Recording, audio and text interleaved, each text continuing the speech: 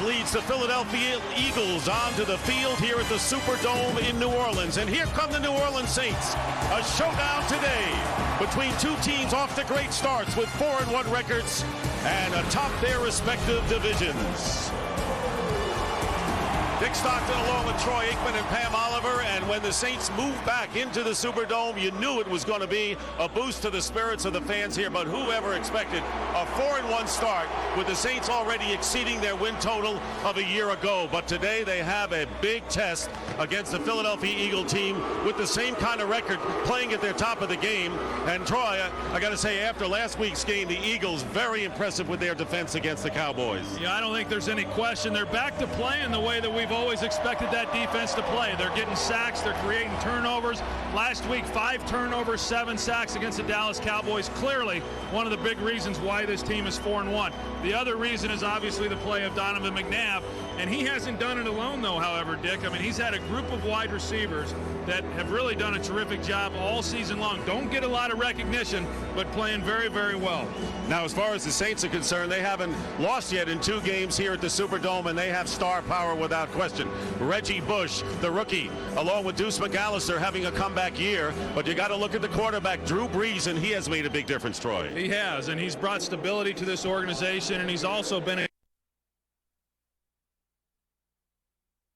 needed great play at that position in order to win. And as you look at this game here today, I think sometimes when you look at it, you'd say, well, maybe they are overmatched against the Philadelphia Eagles, and with that, maybe they're going to have to take some more chances, go for it on 4th and 1, be a little bit more aggressive, in their play calling. But yet, in talking with Sean Payton, he feels very good about the matchups. He's confident that his team matches up well, and he expects his team to play well here today. Well, we're set to go. The Eagles against the Saints, and the amazing overhead shots of today's game have been provided by the Texas Instruments DLP Ultimate Picture Cam. DLP, it's amazing.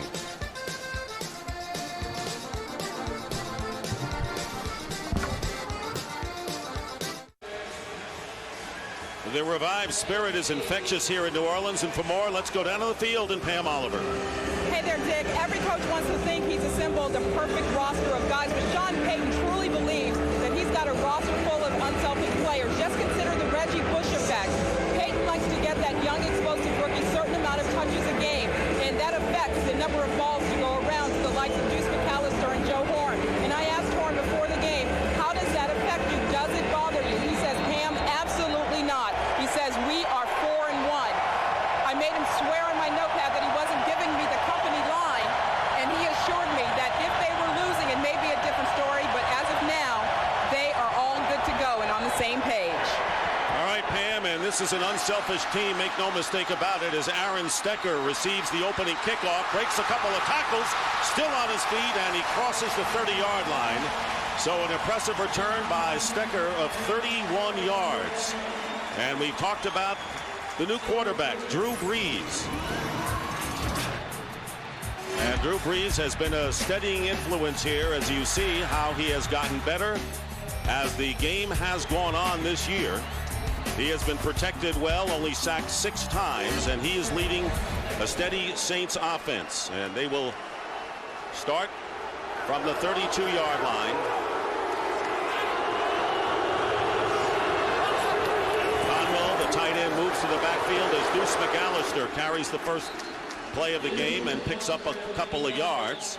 Checking the Saints offense, and of course the big question will be how this offensive line handles, Troy, the pressure from the Eagles.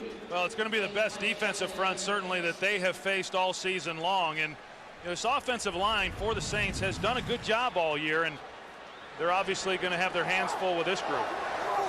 Second down and 8 as you see the rest of the offense, and Joe Horn comes out to the left, defended by Sheldon Brown. Goes in motion, and the handoff to McAllister up the middle, and Deuce McAllister coming off his best outing of the year last week with 123 yards and a touchdown, gets 10 yards. Taking a look at the Eagle defense, and this is a team that has had the DL defensive line with huge number of sacks this year. It's been remarkable the way that they have been able to play so many guys and keep their players fresh up front, and yet everyone has been able to perform and get to the quarterback. Reggie Bush into the lineup for the first time. And in the tailback position right now. First down at the 44, and here is Bush. And the Eagles come on, and Reggie Bush goes out of bounds after losing about a yard thanks to Brian Dawkins forcing it from the free safety position. You know, we saw Reggie Bush there for a minute. It looked like he might be able to get to the outside. That's one of the things that he's had to learn here in the National Football League. He was accustomed to at college there at USC, being able to bounce some things and get out on the edges. It's not as easily done here at this level, and it's changed the way he has to be able to run the football some, and that's one of the reasons why he hasn't run the ball as effectively as what he's used to. Well, he really has his feet on the ground. Very solid guy. And here is Drew Brees with the pass, and he swings it out to Reggie Bush. And Bush, who leads the NFL in receiving, picks up some good yardage. Joselio Hansen makes the play after a 9-yard pickup. So here is Hansen, who was out of football last year and is playing today as a backup corner. Well, one of the things he can still do like he did in college is when he gets the ball in his hands out in space. Here he is against Joselio Hansen. That's tough duty for Joselio to bring him down. And the short pass to Ernie Conwell, and he makes the catch. Stays in bounds as the Saints in Eagle territory get 5 more yards. And so far, Troy, this has been a very impressive opening drive by New Orleans. Well, I know in talking with Sean Payton yesterday, he said we want to be very particular about what we're doing within our game plan. We know that they do a great job of bringing pressure, not only when they're bringing blitzes, but also with their front four. Jim Johnson, one of the best at devising schemes to do that. Sean Payton wants to see the ball come out quickly and see Drew Brees not taking unnecessary hits. And now they move Reggie Bush to the backfield, and here is Brees on the rollout to Aaron Stecker, and Stecker to the 34-yard line. And I'll tell you, this has been a very quick tempo start for New Orleans. Yeah, that's one of the things that Sean Payton really likes to do. He's a very firm believer, and I agree with him, that when you can get in and out of the huddle, it really helps with your tempo offensively in getting in a rhythm. Right now, what we're seeing is Drew Brees getting the ball out of his hands quickly. We saw it to Reggie Bush. We're seeing him move the pocket a little bit and just not be able to zero in exactly where Drew Brees is going to be. Now Reggie Bush is split now, and the handoff to Deuce McAllister breaks a tackle. The Eagles had him trapped, and McAllister once again with a solid second effort picks up nearly 5 yards. Darren Howard, the ex-Saint, who has had an outstanding year making the tackle for Philadelphia, and it is another first down for the Saints. I tell you, Deuce McAllister has really been impressive in my eyes this season, not only with the way that he has played, but also the way in which he's handled himself. We heard Pam Oliver talk about at the beginning of the game the unselfishness. I don't know that anybody's been more unselfish than Deuce McAllister. First down at the 29, and Reggie Bush gets hit immediately. Drew Brees on the handoff, and the Eagles came in quickly that time and will have a loss of about 3 or 4 yards, setting the Saints back. Well, couldn't tell if it was a bad exchange there on the handoff. It was. There's a collision there. Drew Brees, when that happens, the quarterback is thinking that the running back is going to hit the hole a little bit wider. Obviously, that's not what Reggie Bush was thinking. What started out as a good drive, now they're faced with 2nd and long. 2nd and 14 on the Eagle 34. Brees handing off to Reggie Bush with a burst and getting to the 29-yard line, and that's where the Saints were before that last loss. He picks up 4 yards. Jeremiah Trotter, the middle linebacker. Well, a nice call here, just trying to make it a manageable 3rd down distance. Picks up a little bit of yardage, but you know, I know the one thing that Jim Johnson said that he wanted to see done by his defense was to force this Saints team into 3rd and long so he could bring pressure.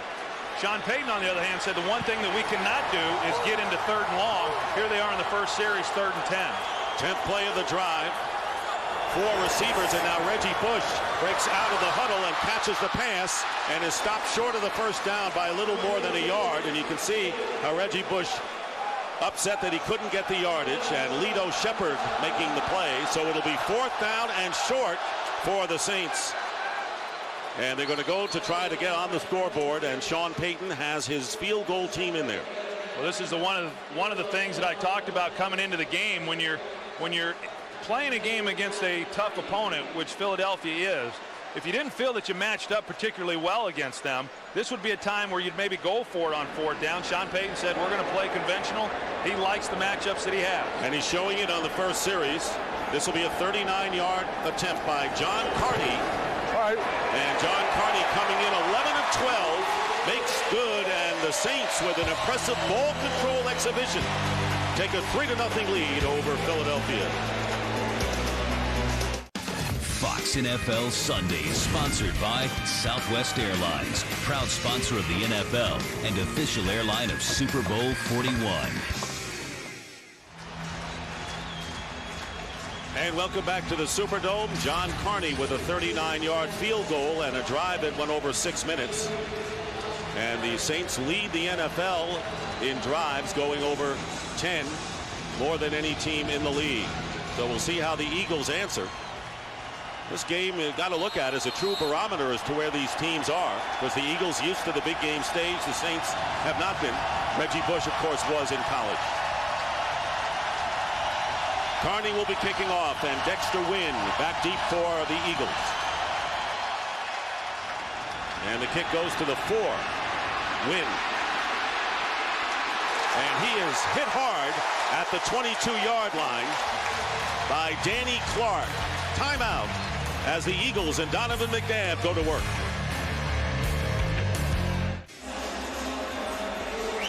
Back here at the Superdome, the Philadelphia Eagles only loss in week 2, and they blew a 24-7 fourth quarter lead to the Giants in overtime.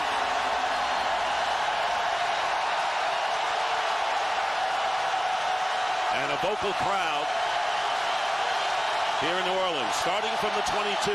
Brian Westbrook and 3 wide receivers.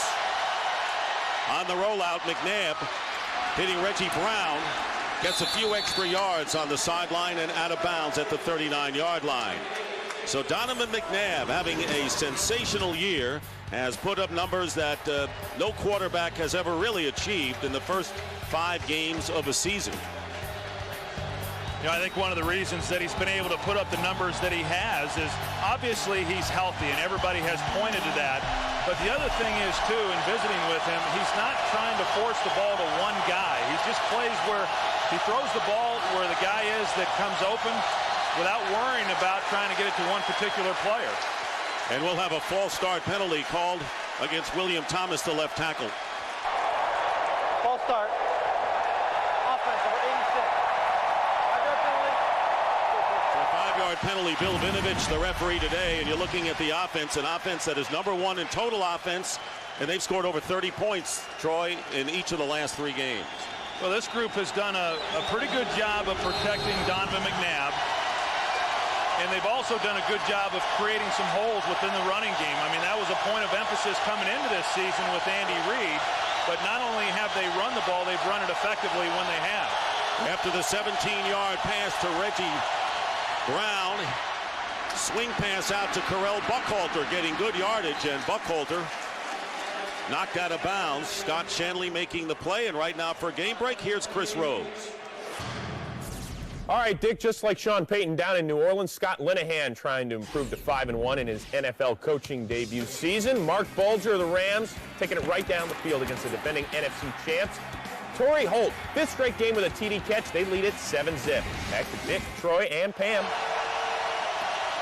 Well, yeah, Mark Bulger just having an outstanding season. Still hasn't thrown an interception yet this year. 2nd down and 5. Brian Westbrook back in there will get the first down. And had some swelling, not much during the week, did not practice toward the end of the week, gets 10 yards. And let's take a look at the Saints defense. It has not been a dominant defense. They've given up some big plays, but they've made the stops when they've had to. Well, they've been able to do that, and they've compiled a defensive group, particularly here at linebacker, that, you know, came from some teams that didn't necessarily want them, but they've been embraced here in New Orleans, and they've played very, very well. Probably the biggest area of improvement from a year ago. First down at the 47. And McNabb has a lot of time, gets knocked down and back. And finally, good coverage downfield allows Hollis Thomas, who played 10 years in the Philadelphia uniform, and a loss of 9. Well, Donovan McNabb wanting to go to L.J. Smith, who's going to run a double move. It looked like he had it there for a moment. Had Donovan been able to pull the trigger a little bit sooner, he hesitated. And by hesitating and not throwing the ball immediately, Will Smith was able to make the play. These teams are really intertwined, Troy. A lot of players on both teams played for the other. Although Dante Stallworth is inactive today. Second down and 18, and Westbrook trying to drive toward midfield. And that will bring up third down after the 5-yard pickup. Well, it's such a huge home field advantage for the New Orleans Saints, especially defensively, because we already saw the false start there by Will Thomas. But then when all of a sudden, when you've got defensive ends that like to rush the passer the way these two guys do, and they're looking at the ball and the offense has no advantage by being able to use snap count, it really puts this offensive line for the Eagles in a tough position. And the place gets even louder. Third and 13.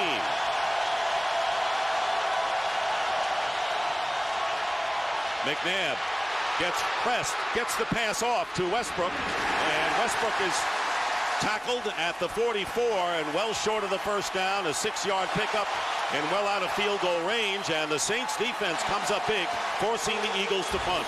You know, this is one of the moves that Charles Grants likes. He starts up the field and then he dips underneath, as you saw right there. Once the defensive tackle, Brian Young, gets his push inside, it creates that open lane for Grant. Dirk Johnson will kick and back deep. Reggie Bush, high kick, and Bush is going to let it bounce. And the Eagles unable to protect it. Reggie Bush, who scored his first NFL touchdown last week on the punt return that won it against the Tampa Bay Buccaneers. Looking at Jackson Square and a pregame ritual that Joe Horn goes through. Yeah, this is like an episode of the Three Stooges. I've seen a lot of players get ready in a lot of different ways, but I don't know that I've ever quite seen anything like that. Doesn't Horn get to slap the other guy? I wouldn't slap the other guy. Joe Horn, who has embraced the new look Saints. 27 new players on this team in Sean Payton's first year. First down. And the swing pass to Reggie Bush. There he goes. And Reggie Bush will get the first down and several more. 14 yards out of bounds. No incompletion so far in the game. I mean, watch this catch, Dick. The ball was behind him. He one-hands it right there and just brings it right in. I mean, not that there's anybody questioning this guy's talent, but that's amazing. And here is Reggie Bush as the runner, and he gets a couple of yards. Before the game, Reggie Bush warms up with the wide receivers. Even though he's listed as a running back, he practices with the receivers in the pregame warmup. He keeps making catches like that. He'll be coaching the wide receivers. I mean, that's pretty impressive. And, you know, I think to a certain extent there's been some frustration, you know, on his part, because there's so many expectations for this guy, and it all seems to revolve around him getting into the end zone. But his impact has been tremendous, and I think he's picked the game up very, very well and is having a big impact for such a short time here in the National Football League. He goes in motion. McAllister is there, and we have a whistle and a penalty. And the question is, did Darren Howard jump offside? Neutral zone infraction.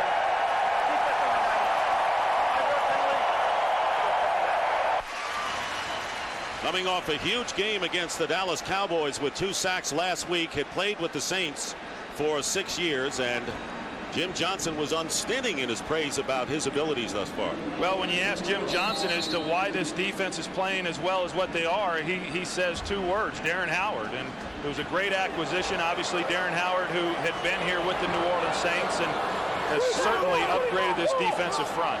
Second down and 4 at the 41. Breeze with the quick toss. Completes to Joe Horn. First down near midfield. And a gain of 6 yards. Hard to get to Drew Brees when he gets rid of it that fast. Well, and that's been their approach throughout this season, and certainly today. They want to get the ball out of their hands. They don't, as I said, want Drew Brees taking unnecessary hits. A good job of just putting the ball right on Joe Horn so that he can protect himself. I know Sean Payton said we have the perfect quarterback to execute our game plan today. Someone who knows where to go with the football and is going to protect it and not make bad decisions. First down from the Saints 47. Here's Deuce McAllister with another big run.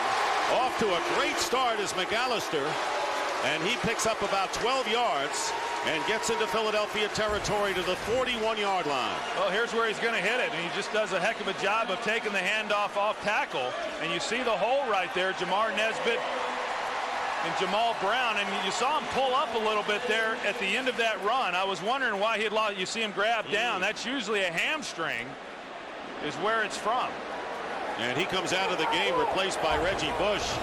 That's a big loss. McAllister has averaged over 7 yards a carry thus far, and a first down on the 41. Here's Bush. Nothing there.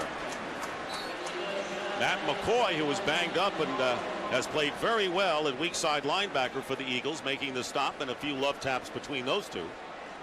Well, and I can tell you, Dick, that if Deuce McAllister is not able to return, that is going to impact what they're doing offensively. I mean, right now they're running Aaron Stecker out into the game, but you know, he's not the real durable guy that Deuce McAllister has been, and so much of what they've done successfully running the football this season has all centered around Deuce McAllister. As I said earlier, Reggie Bush has not run the ball that effectively, nor has Aaron Stecker.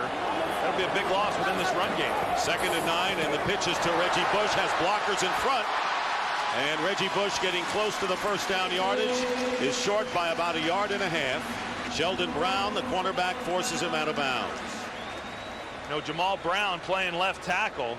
He played right tackle last year as a rookie. Actually played right tackle also in college at Oklahoma, but he's making the transition to the left side. Not necessarily an easy thing to do, but when you're drafted as high as what he is, that's ultimately where you're going to end up, is on that left side. But so far here today, he's done a good job against Darren Howard, and he's also done a good job in run blocking. It'll be 3rd down and 2. Can the Saints convert? Pass out to Reggie Bush, and drag down, and a flag goes down. Yeah, that's the horse collar. That's a good call. And you don't have to get in the shoulder pad anymore. You can do it from the top of the jersey. And Reggie Bush shaken up after that one. Well, they've gone back to this throw a lot here in this first quarter, and you see the horse collar, as you said, Dick, no longer. They changed the rule this year. You don't have to just grab the shoulder pads. The jersey is fine, which makes it for an easier call. Unnecessary roughness. Defense number 51. Horse collar tackle. Half the distance to the goal. Automatic. First down. So Matt McCoy, penalty will give the Saints a big break here, and right now Deuce McAllister shaken up, and they're hoping that Reggie Bush is all right. The other part of that, Matt McCoy, the one called with the horse collar, they've been able to swing the ball wide to Reggie Bush and let him try to use his speed to get on the edge. Once he has a step on Matt McCoy, the only way he can bring him down is by trying to reach the jersey, and that's what he did there. He got him up high and was called for the infraction. So now with McAllister and Bush on the sideline, Aaron Stecker, the former Tampa Bay Buccaneer, is the running back. It'll be 1st and 10 at the 16. And here's Stecker off the right side, and he is hit immediately by Dhani Jones and a 2-yard pickup. In fact, coming into this game, Aaron Stecker had not even carried the football, so this is a little bit new to him. Well, Reggie's back. You know, I know this. I know that they don't want to have to get to a situation where they're relying then on their passing game if they can't run the football. They're going to continue to stick with running the ball and see, at least as long as Deuce McAllister's not in the game, as to whether or not Reggie Bush can then be that guy. Fast moving first quarter, under a half a minute to play. 2nd down and 8. Breeze steps up. Touchdown, Joe Horn.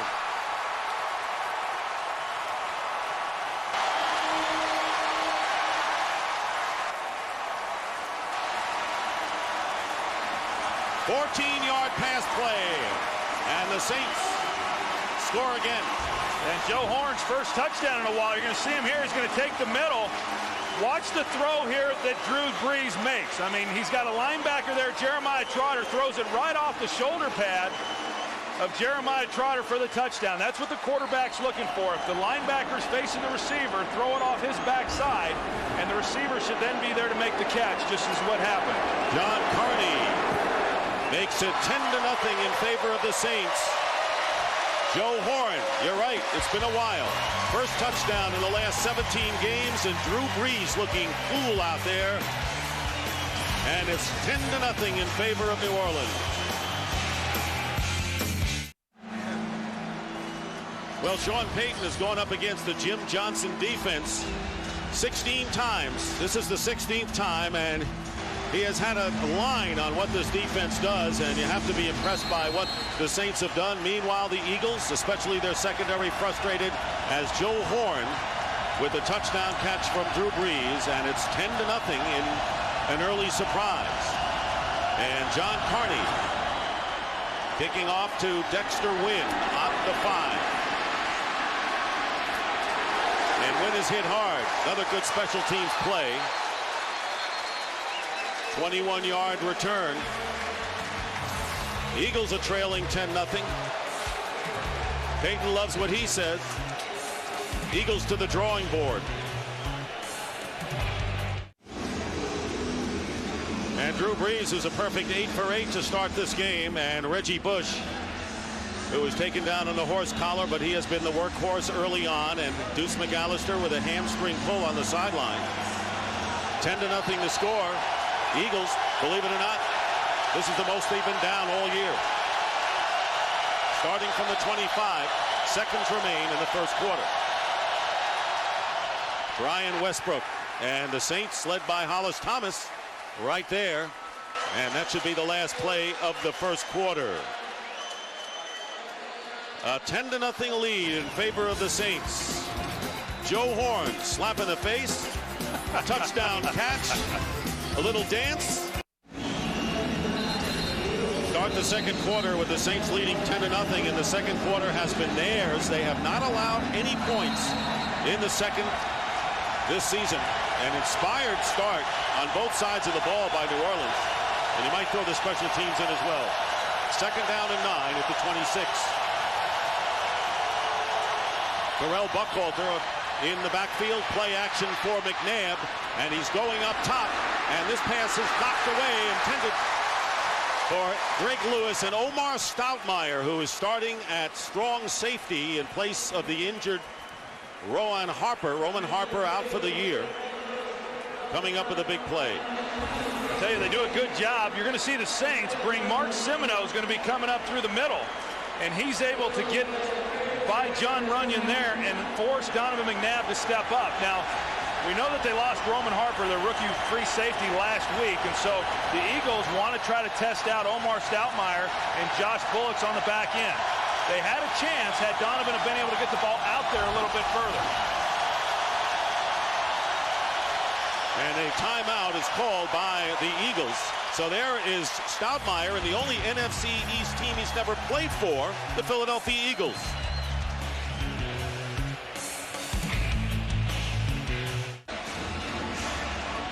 Third down and long after an Eagle timeout. Normally, the Eagles have the short end in the time of possession because they score so quickly. That's not the case today, as the Saints have mastered the ball control game. Third down and 9.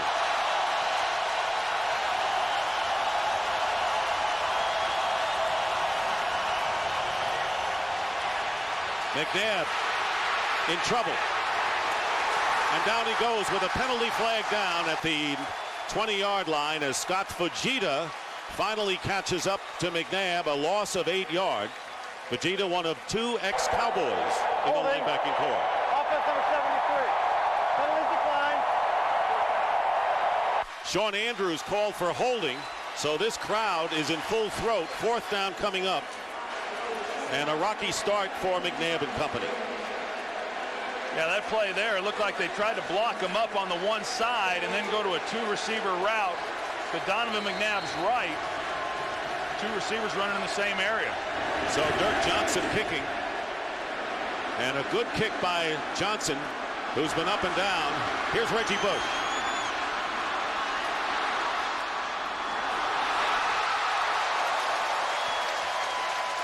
He bought a lot of time, and the Eagles had their shots initially, and finally Dhani Jones made the play.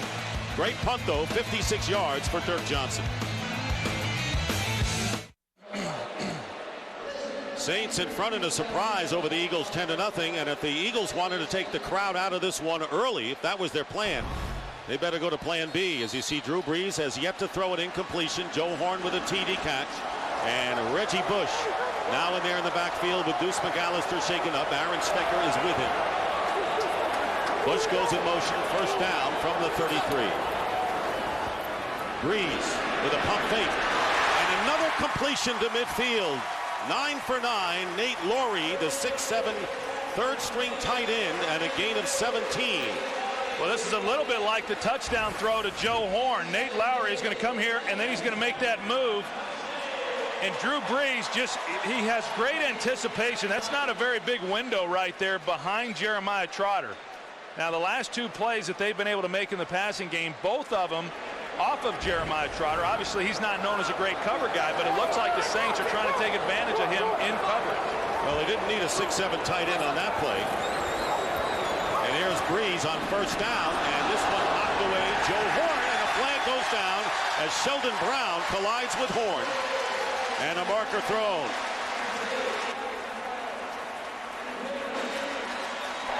Pass interference. Defense number 24. Spot foul. Automatic. First down. Two big penalties against the Eagles. One on McCoy on the horse collar, and now Sheldon Brown on the pass interference. Well, they're at the left of the screen, and Sheldon Brown felt like it was Joe Horn who interfered with him. Now understand that the defensive back has just as much an opportunity to go for the ball as what the wide receiver does. The ball was thrown to the outside.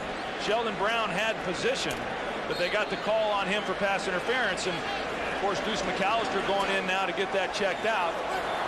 Saints hopeful he'll be able to return. 4 penalties on the Eagles. First down on the 39 of Philadelphia. Here comes pressure on Drew Brees, and the pass downfield, and it's going to be intercepted. Lito Shepherd. 2 last week, including a touchdown. So a big return to action for Lito Shepherd in the last 2 weeks. Returns this 30 yards before Jamal Jones brings him down. Hey, Lito Shepherd, he's getting used to this. Watch the protection right here. They do a heck of a job, actually on the front side with the blitz that was coming. And Drew Brees had time. He just was unable to get the ball outside and give his guy an opportunity to make the play. Ball thrown inside. Lito Shepherd had inside technique. Easy interception for him. And there's Bush trying to upset the play. So both quarterbacks have pretty impressive streaks. Brees 133 attempts without an interception, but Lito Shepherd with his third in 2 games. And the Eagles from the 30-yard line trying to get back in the game. And McNabb overthrows, and a flag goes down. Hank Baskett, Mike McKenzie downfield. And this one will go against the offense. Andy Reid said, come on, let's go. Get the next one going. Well, they're on the outside. McKenzie and Hank Baskett. Number 84. 10-yard penalty. First down. I didn't see much there. Hank Baskett did have his right arm out right there. And maybe that's what the official saw. Personally, I don't think it was a very good call. I didn't see anything to warrant a pass interference call. Mike McKenzie was in a good position to come down with that ball had he been able to secure it when he laid out to make the catch. You know, so many times you get a turnover like that, and offensive coaches then like to take a shot. That's exactly what we just saw from Andy Reid. Well, McNabb airing it out, and now the Eagles are back to their 20. First down and 20. Incomplete to Baskett once again. And for a game break, let's check in with Chris Rose. All right, Dick, you know, Redskins tight end Chris Cooley, one of the few NFL players that plays fantasy football. Hope he started himself today. Catches it from Mark Brunell for 24 yards. Brunell started 6 of his first 7 for 55 yards. They're up 14-3 on Tennessee. Back to Dick, Troy, and Pam. All right, thank you, Chris. And, of course, tight races in both the NFC East and the NFC South. And all the teams in action early today.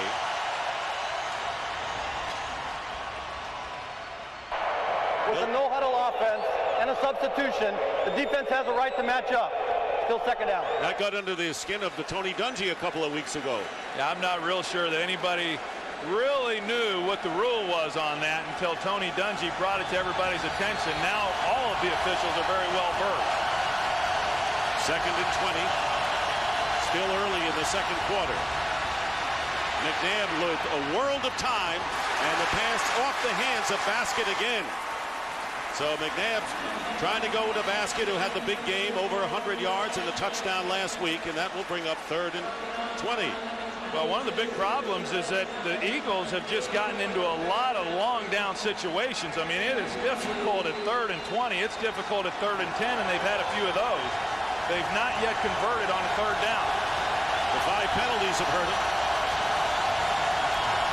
3rd down and 20.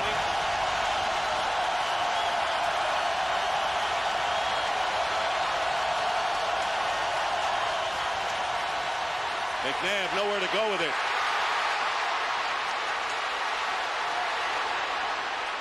And McNabb's pass, and Jason Avant downfield, and it's a catch. Jason Avant, who had not caught a pass all year, gets this huge 36-yard gain and a 1st down. Big play. I think he dropped it on his way to the ground, Dick. This will be interesting to see if Sean Payton doesn't try challenging. It looks like both feet are in. Does he maintain possession? The ball comes out. That should be ruled an incompletion. The officials right now are talking about it. And the challenge tossed down by Andy Reid. Tell you, it was a heck of a throw, though, by Donovan McNabb, staying alive and then being able to work to his right and on the run put the ball where he did. Great job of buying time after one of the Saints grabbed his jersey. And you can see Sean Payton, Bill Vinovich. By rule, the receiver's going to the ground. The ball came out. He must hold on to the ball. Therefore, the pass is incomplete. So no challenge. They call it incomplete. And it's the correct call. Yeah, and we saw the face of Sean Payton when he was waiting for the officials to finally make their call, and he was pretty confident that they were going to overturn this one. This is textbook right here in officiating, that you must maintain possession while going to the ground, and clearly he does not. So an incomplete pass, and Reggie Bush goes back to retrieve the punt. 8 yards in his first try.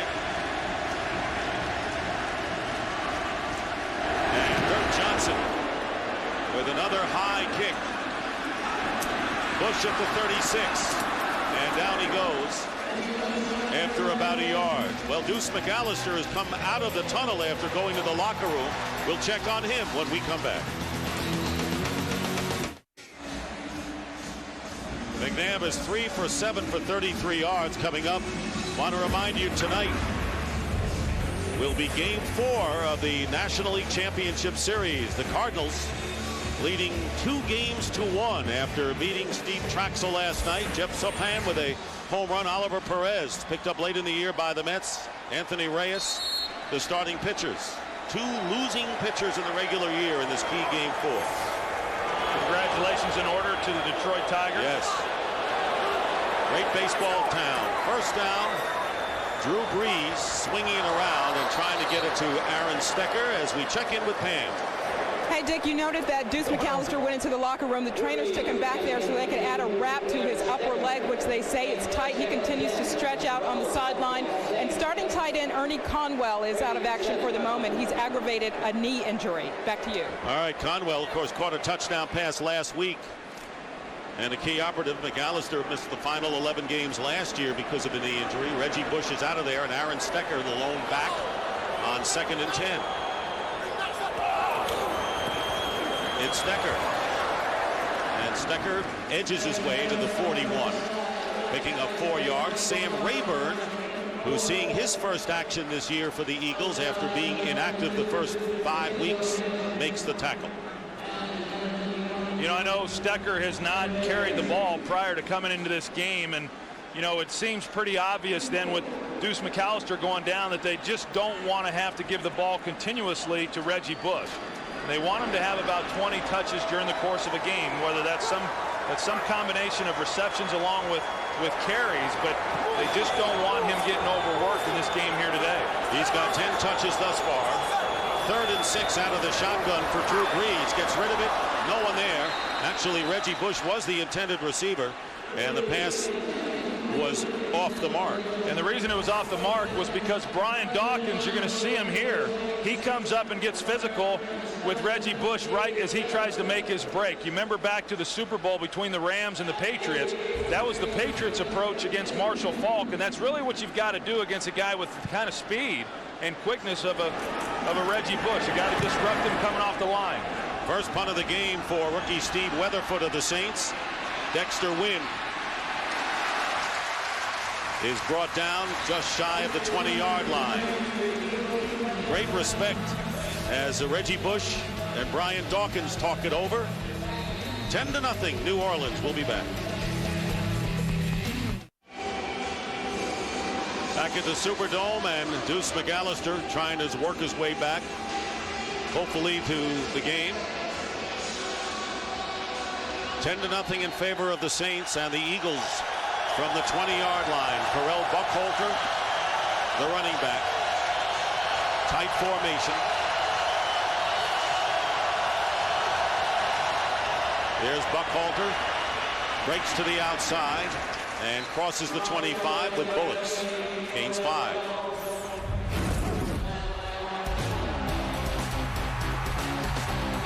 There's the defense, and whoever expected the Saints to be the team with the pressure on the quarterback, but McNabb has been under siege. Not so for Drew Brees. He's had a breezy kind of day thus far. Hurry just once. 2nd down and 5 at the 25.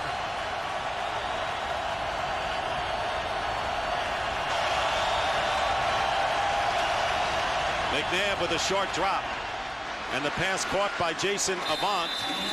And Avant grabs this one. That is his first catch of the year, and he gets 7.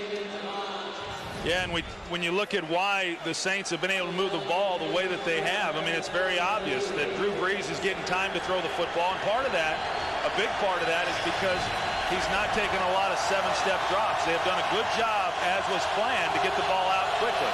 From the 32, the handoff to Westbrook. And Westbrook, not many touches for him, as that's only his 4th rush of the game. Hasn't caught a pass thus far. And Scott Shanley was right there after a short pickup. And a little bit of a changeup right now for the Philadelphia Eagles. They're going to their no-huddle offense. It's not a hurry-up offense. They're just calling the plays at the line of scrimmage to try to change the tempo a little bit and see if they can't get untrapped. Trying to get back in the game. Eagles no points with nearly 5 minutes gone by in the second. 2nd and 8. And McNabb's pass, Baskett can't hold on. Hank Baskett appeared to have the ball in his possession. Fred Thomas on the coverage, and it'll bring up another 3rd down. Well, that's been one of the things that they really do like about Hank Baskett, is the guy can run very well, and he's got exceptional hands. In fact, he never drops the ball, but here today we've seen him drop a couple already. That was one that, due to his size, Donovan put the ball up high where only Hank Baskett would have a chance, and yet he was unable to come down with the ball, hit him right in the chest. Troy, they're just not clicking right now, this offense. Well, they're not, but yet we know from previous weeks that they're very explosive and they can score in a hurry. 3rd and 8. McNabb, and the pass was tipped at the line. And that'll bring up 4th down. What a game so far by the Saints defense. We said not dominating, but it was terrific. And it was Rodney Leslie who deflected that pass. Yeah, they do a good job. I mean, these defensive linemen across the league just recognize when they're not able to get to the quarterback, they go up and get their hands up, and we're seeing a lot of deflected balls all across the league. Dirk Johnson punting to Reggie Bush. He's got room. And a terrific return by the rookie from USC, the Heisman Trophy winner. Pat on the back to Bush from McNabb, and a return of 20 yards. So good field position for New Orleans with 9:40 remaining in the first half. Reggie Bush is such an exciting player that once he gets the ball in his hands, I mean, it looked like he was going to make the corner and get up that left sideline. You see right there, he's got the ball in the wrong arm. Is for our young viewers out there that play sports, you want to put the ball in the sideline arm, but boy, what a terrific talent he is, and he has made his presence known for this Saints organization. And the handoff to Stecker got hit once and picks up a few yards. And that'll bring up second down. Well, the season for the Saints, Sean Payton won his NFL debut against the Browns, and they reopened the dome with a big victory. Steve Gleason blocking a punt. Panthers gave the Saints their first loss of the season, but it was only a 3-point affair. And of course, last week, Reggie Bush's heroics propelled the Saints past the Bucs with a 65-yard punt return for a touchdown, and the Saints in first place in the NFC South at 4-1. 2nd and 7 from the 48. The pitch goes to Reggie Bush. And he got hit by Sheldon Brown behind the line of scrimmage, and a penalty flag thrown.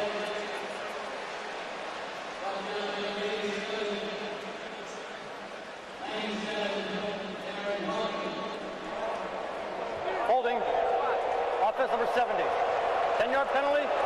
Repeat second down. So Jamal Brown, the left tackle, he set a good block on a running play in the first quarter, and the Saints have been avoiding the penalties largely in this game. Well, they have really throughout this season. I mean, Sean Payton has done a great job. You know, yes, we talk about the discipline and the things that he's done, you know, with this team and making them accountable, but a byproduct of all that is the fact that they have dramatically reduced the number of penalties, and that and protecting the football is what has allowed them to win 4 games. 2nd and 17, play fake, and there's Breeze drilling it, and it's caught by Joe Horn into Eagle territory. So Joe Horn, who caught the touchdown pass in the first quarter, grabs this for 15 yards. Well, Joe Horn's off to a great start here today. He's on the outside, and he's just going to run up and run a square in. They call that a dig route. Ball a little high, but he makes the play. And you know, Joe Horn has been such a great contributor to this New Orleans Saints organization ever since coming over here in 2000 from Kansas City. He's been extremely productive. Has become the face of this franchise and fiery on game day. And here is the screen to Horn, and there's the pass back to Aaron Stecker. Incomplete, so a little trickery.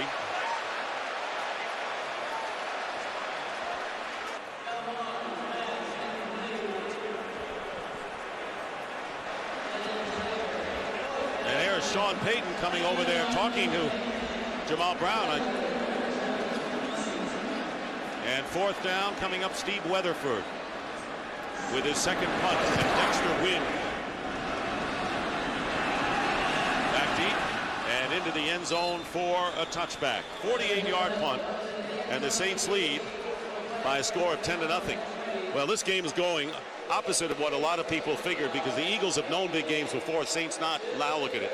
Yeah, but I do think that because the Eagles have been in big games and big road games, that they're going to respond at some point. I mean, they haven't played particularly well here in this first half, but the Saints, I mean, they came down, they got 10 points the first 2 possessions, and since then they've squandered some opportunities as far as having good field position. So I would expect that they're going to start to settle in. I'm interested in exactly what Jamal Brown did there to warrant Sean Payton coming up and talking to him.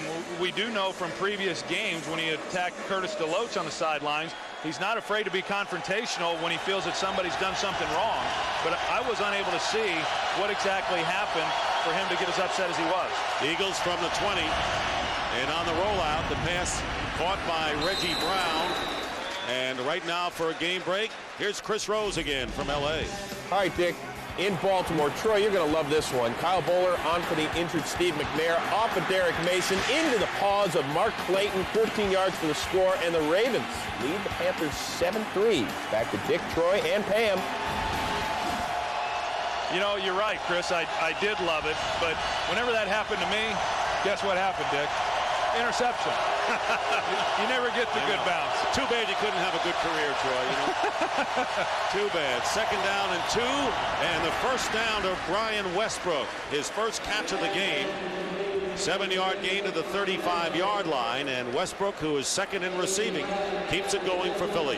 Yeah, and I think Brian Westbrook this week, at least based on his comments, you kind of sense that he was growing a little bit tired of all the talk about Reggie Bush. Certainly he recognized Reggie Bush to be a great player, but in Brian Westbrook's mind, he's been doing a lot of those same things throughout his entire career here with the Philadelphia Eagles and doing them quite well. From the 36, Westbrook carries the pile out to the 41 and a gain of 5. Pam Oliver.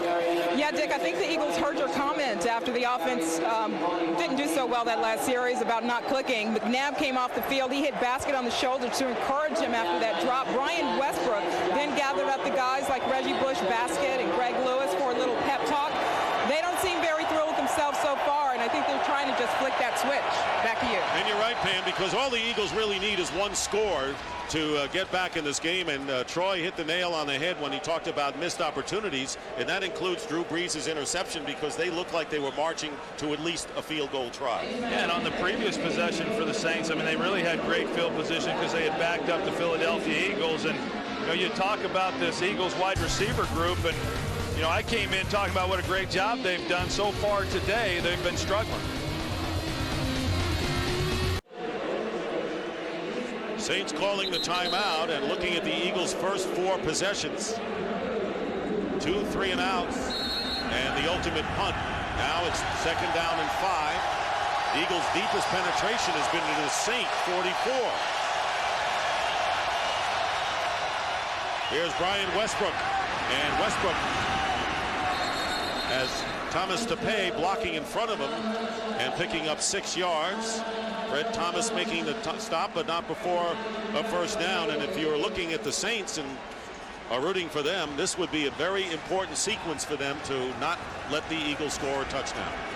Well, I don't think there's any question. I mean, they got a little momentum on their side. They played well here in the first half. The last thing they'd like to see happen is before the half give up points, whether that's 3 points or 7 points. But then on the other hand, for Philadelphia, obviously this is a very critical drive before the end of this first half. First down, Ryan Moats is in the backfield. McNabb on the slant, but thrown behind Reggie Brown. And a flag goes down. And the Eagles signaling that we may have an interference call against New Orleans. Bill Vinovich will explain.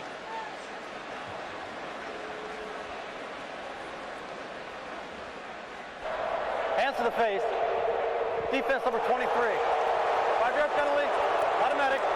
First down. So Omar Stoudemire gives the Eagles another first down situation. Well, I will tell you that Omar Stoudemire was a teammate of mine with the Dallas Cowboys, and he's a physical guy. He's in here close to the line of scrimmage on the tight end. We saw the hands come up underneath the face gear, and that's what got called.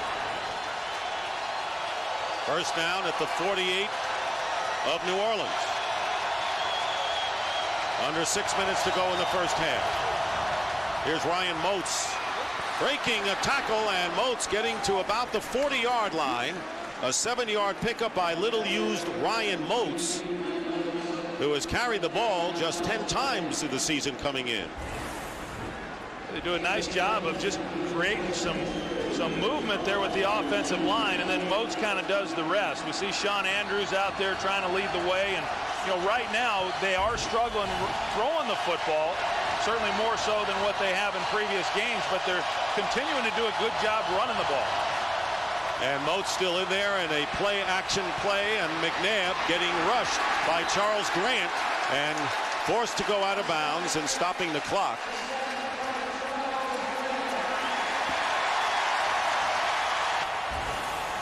Well, Charles Grant, he's able to run down Donovan McNabb. He's got great speed for a big guy. Now, Donovan, it looked like he ran out of bounds and was unable to get the ball out of his hands prior to going out of bounds. And that's what the officials were trying to figure out. So it's a sack, and it's the third of the game by the Saints. The Eagles, who have lived on the sacks this year with 23, have none thus far. And now they're going to rule that it was an incomplete pass. So no sack against the Saints as they adjust the clock. Second charge timeout. Philadelphia. 30-second timeout. Eagles calling a timeout. And we'll be back. 5:10 to go. Philadelphia still trying to get back into this game.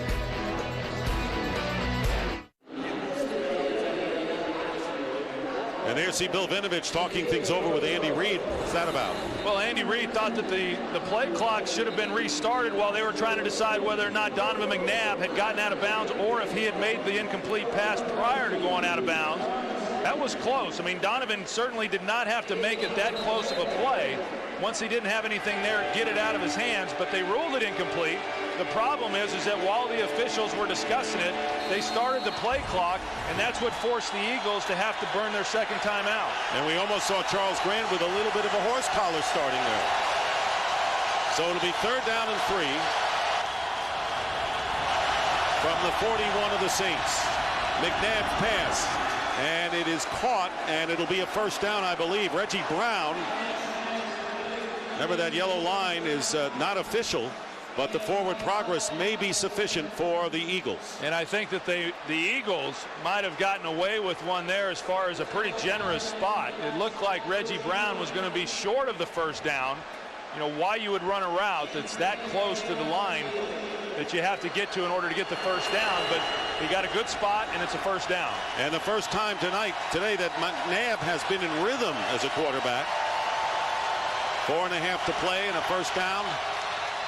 And the pass drilled. And another catch, this time by L.J. Smith, the tight end, an 8-yard pickup and his first catch of the game. Well, let's move ahead and look at next week, the NFL on Fox, and see what we have in store for us. The Carolina Panthers go against the Cincinnati Bengals, and other games. The Eagles go to Tampa Bay. And in the second half of our Fox doubleheader, the Washington Redskins go against Peyton Manning and company and the Colts at the Dome in Indy. Starts with the pregame show. Here is McNabb and a low toss to Smith. Bringing up 3rd down and short. Yeah, and Donovan, just you see that he knows that it was his fault. He's not been as in sync as what we've seen from him either. I mean, coming into this game, he's been throwing the ball as well as anybody in the league, probably better than anybody in the league, and yet here today he's missed a few throws, some balls that maybe could have been caught but not placed where you want them to be. And I'm sure the Eagles are saying, look, the first 4 drives were bummers, but we started to get it going before halftime, and maybe that's their attitude coming out. 3rd down and 2. Hand off to Westbrook. Not going to make it. And a great play by Will Smith and the rest of the defensive line, limiting Westbrook to 1. Well, it looks like Andy's talking about going. Now they're going to bring in the field goal team, and you know, pretty strange call for those people that follow the Philadelphia Eagles and what Andy Reid is all about. They're on 3rd and 4, and he's running the football. He never likes to run the football. There's people that have always been saying he needs to run the ball more, and I bet right now they're sitting at home in their living room saying, what are you doing running the ball on 3rd and 4? He may be saying that too right now. 47-yard attempt by Akers, and the kick is good. David Akers with a 47-yarder, and the Eagles finally score with about 3 minutes remaining in the first half. The Saints are still in front, though, 10-3. Well, that was a good drive for them. I mean, they finally were able to put together a pretty good drive. Coming into this game, it had been quite some time since they'd had a offensive possession that lasted longer than 6 plays. That was one of them. And the first points given up by the Saints in the second quarter, and one of those teams that have had championship droughts. Only 3 current teams have failed to reach an NFL championship or Super Bowl, the Houston Texans. But they're kind of a new team. Jacksonville Jaguars, not that new, but relatively new, starting in '95. But go back to the Saints, whose first year was in 1967. This is their 40th anniversary, and the New Orleans Saints have never reached a championship game or the Super Bowl. You know, my first NFL start, Dick, was here at the Superdome back in 1989. Jimmy Johnson's first season. We had gone through preseason 3-1 and felt really good about our ball club, and we came in here and we got shellacked pretty good, 28-0, and went on to a 1-15 season. You find out real quickly how avid these fans are and how loud they can be, and they certainly make a difference and bring a home field element for this team. Akers, who broke the scoreless string of the Saints in the second quarter, kicking off to Terrence Copper. And the former Cowboy trying to find a crease, and he is down at the 24-yard line. So the Saints with under 3 minutes remaining and 2 timeouts remaining. Let's see what New Orleans has done thus far. Drew Brees, good percentage, touchdown pass, and his first interception after 143 completions. Joe Horn grabbed a TD score, and those are Reggie Bush's numbers. Yeah, I think Sean Payton in this offense has got to feel pretty good. I think the defense should feel good. I mean, they've limited the #1 offense in the league to 3 points, and this offense for the Saints has done a good job. Sean Payton's not going to sit on it here. I mean, with this kind of time left in the first half and with 2 timeouts, I would expect him to be pretty aggressive. And look who's back in. Number 26, Deuce McAllister, who had the hamstring problems, and he carries on first down, and he picks up 9 yards. Not bad. Michael Lewis, the strong safety, on the play, so Deuce is back. You know, it really is amazing. I don't know if it's when he's in the huddle that he just gives this offensive line confidence, but you know, he's more of a north and south runner. But Deuce McAllister, not only today, but going back to what he did last week in that game against Tampa Bay, I mean, he has piled some big numbers and ran the ball very, very well. He had a 57-yard run. Maybe not quite as fast as he was before the knee injury. Here is McAllister again, and he'll get trapped from behind the line, pick up maybe a couple, and Trent Cole with some good pressure there. No gain on the play, and it will bring up 3rd down and short. Yeah, and that's one of the big things. I mean, when we've seen the Saints be able to put together some pretty good drives, it's been because they've stayed out of 3rd and long. And this is 3rd and short here, but when they've struggled, it's because they've been in those 3rd and longs and haven't been able to convert. 2-minute warning. Well, coming up on the Visa Halftime Report, Kirk, Terry, Howie, and Jimmy, scores and highlights. Fox Sports Ticker, keep you updated with up-to-the-second stats. And the 2-minute warning, and a really key 3rd and 1 coming up. Yeah, I think so. I mean, 1 for the Saints, because if they are able to convert this one, they've got a good chance of being able to move down the field and attempt to come away with some points. And then for the Eagles, they would have time on the clock if they stop them here for their own offense. 2 tight ends are in there. McAllister is going to be trapped at the 31-yard line, trying to go outside. Jeremiah Trotter leads the gang. And so 4th down coming up, so the word's out of Troy's mouth, and the Eagles will have an opportunity here with enough time on the clock. Well, a pretty good job there, 1 by Drew Brees, trying to use hard count to get the Eagles to jump off sides and get an easy 1st down. And then the discipline by this Eagles defensive front. They did a nice job of not then coming off the ball and giving the 1st down to the New Orleans Saints. And now we're going to see this Eagles offense with the ball with plenty of time to get a drive going again and maybe get some points here before the end of the half. So Sean Payton deciding to give the ball to a runner that has had a hamstring pull, that has not really shown such acceleration early on here. Well, they got to be awfully disappointed to have the big run there on 1st down by Deuce McAllister and have 2nd and 3rd and short and not convert on either one of them. So Steve Weatherford, undrafted rookie from Illinois, kicking to Dexter Wynn. And Wynn is hit by his own player and is picked up. And it's going to call it back. It's going to be the play going to be recovered by the Saints at the 20-yard line. It's a muff. It is a muff, and it's Terrence Copper who picked it up. He cannot advance the ball, and the Saints, though, are in great position on the Eagle 20. That's right, and you got Dexter Wynn, and then what happens is he gets ball can be recovered, but it cannot be advanced. 1st down. Got hit by Ryan Moats. That's right, Ryan Moats got blocked into him by Terrence Copper. I mean, here is Wynn trying to make the punt return, and his own man ran into him, and oh man, what a big break for the Saints. And the Eagles are not playing like a team that's been on a roll with a 4-1 record. And the Saints with a great opportunity at the 19 with 1:44 to go in the half. And here is McAllister. 1st down inside the 10. Dick, we had talked about the special teams play for the New Orleans Saints in each one of their home games, going back to the home game Monday night against the Falcons, and Steve Gleason makes the block punt. Last week the punt return, and now here. And McAllister with a penalty flag thrown on the carry. Penalty marker there. Nate Lowry. Ball start. Offense number 82. 5-yard penalty. Still first down. Here is that muff by Dexter Wynn. Well, yeah, you go back and look at it. Here's Dexter Wynn. He's calling for a fair catch. And then Ryan Moats just runs into him. And from that angle, couldn't really tell if Terrence Copper had blocked Moats into him or not. There's certainly contact. I think that's a situation where Ryan Moats has to kind of know where he is on the field. Saints only one of 6 teams to score in every red zone possession this year. It'll be first and goal at the 8. The pass thrown underneath to McAllister. And the Trotter is there to make the initial tackle, limiting him to 3 yards. And the clock continues to run. The Saints still have 2 timeouts left.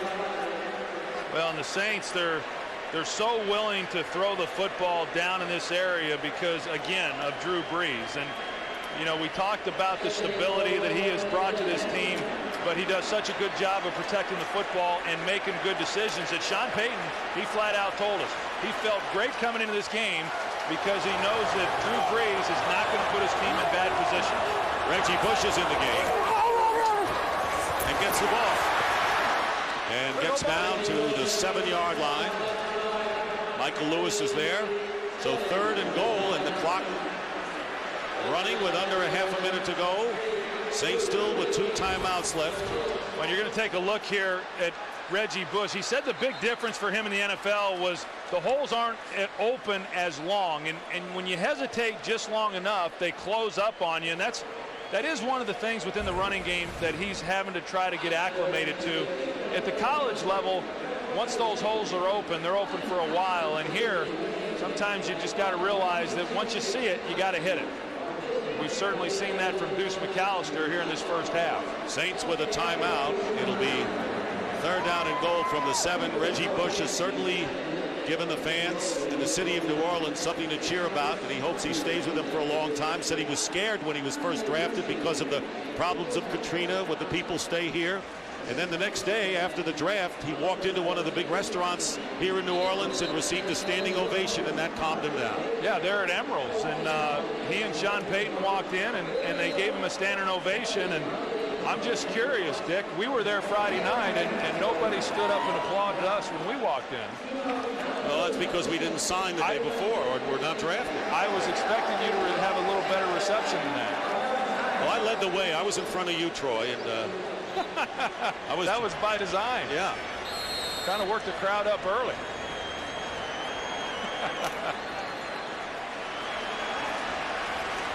One of our dinner companions.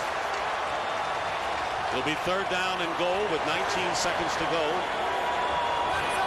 1 timeout left, and there's the quick slant and a touchdown to Marques Colston. A forgotten man in this first half thus far, but he grabs the touchdown pass from Brees. And what an impressive rookie has Colston been. One of the big new faces for the Saints, Troy. He's done a good job. He has surprised everybody once he got into camp. Watch the throw by Drew Brees and where he places this ball. I mean, that's great accuracy on the back shoulder, protected him from the safety. And then Colston being able to get up the field and get it into the end zone. His 4th touchdown catch of the season. And John Carney adds the extra point. And the Saints take a 17-3 lead, but it looked as if the Eagles had the opportunity to cut the deficit. Well, that's right. I mean, the Eagles defensively do a great job of going 3 and out with the Eagles, or with the Saints offense. They expect to give the ball back to their own offense with great field position and a lot of time on the clock. Instead, the muffed punt gives the ball to the Saints. And good execution by Drew Brees and this offense getting it into the end zone for the touchdown. So it's the more experienced team, the Eagles, who have made the kind of mistakes you would expect from a Johnny-come-lately or a team that's just trying to get their feet on the ground, but it hasn't been the case. I tell you, Dick, this Saints team is a confident group. I think that each week that they have played, the critics have waited to say, well, they really haven't played anybody, and then they win a game, and then there's somebody saying, well, yeah, but this is what happened. And if there was ever any doubt as to whether or not this is a good football team, I think here in the first half they've been able to prove that. Now, obviously, they've got a tough schedule as they move through the rest of the year, but they have gotten up for this game, and quite frankly, I think they've surprised the Philadelphia Eagles. Yeah, everyone's waiting for the other shoe to drop, and so far it hasn't. Well, tonight, Game 4 of the National League Championship Series. The Mets and the Cardinals. John Carney will be kicking off to Dexter Wynn. And Wynn at the 9.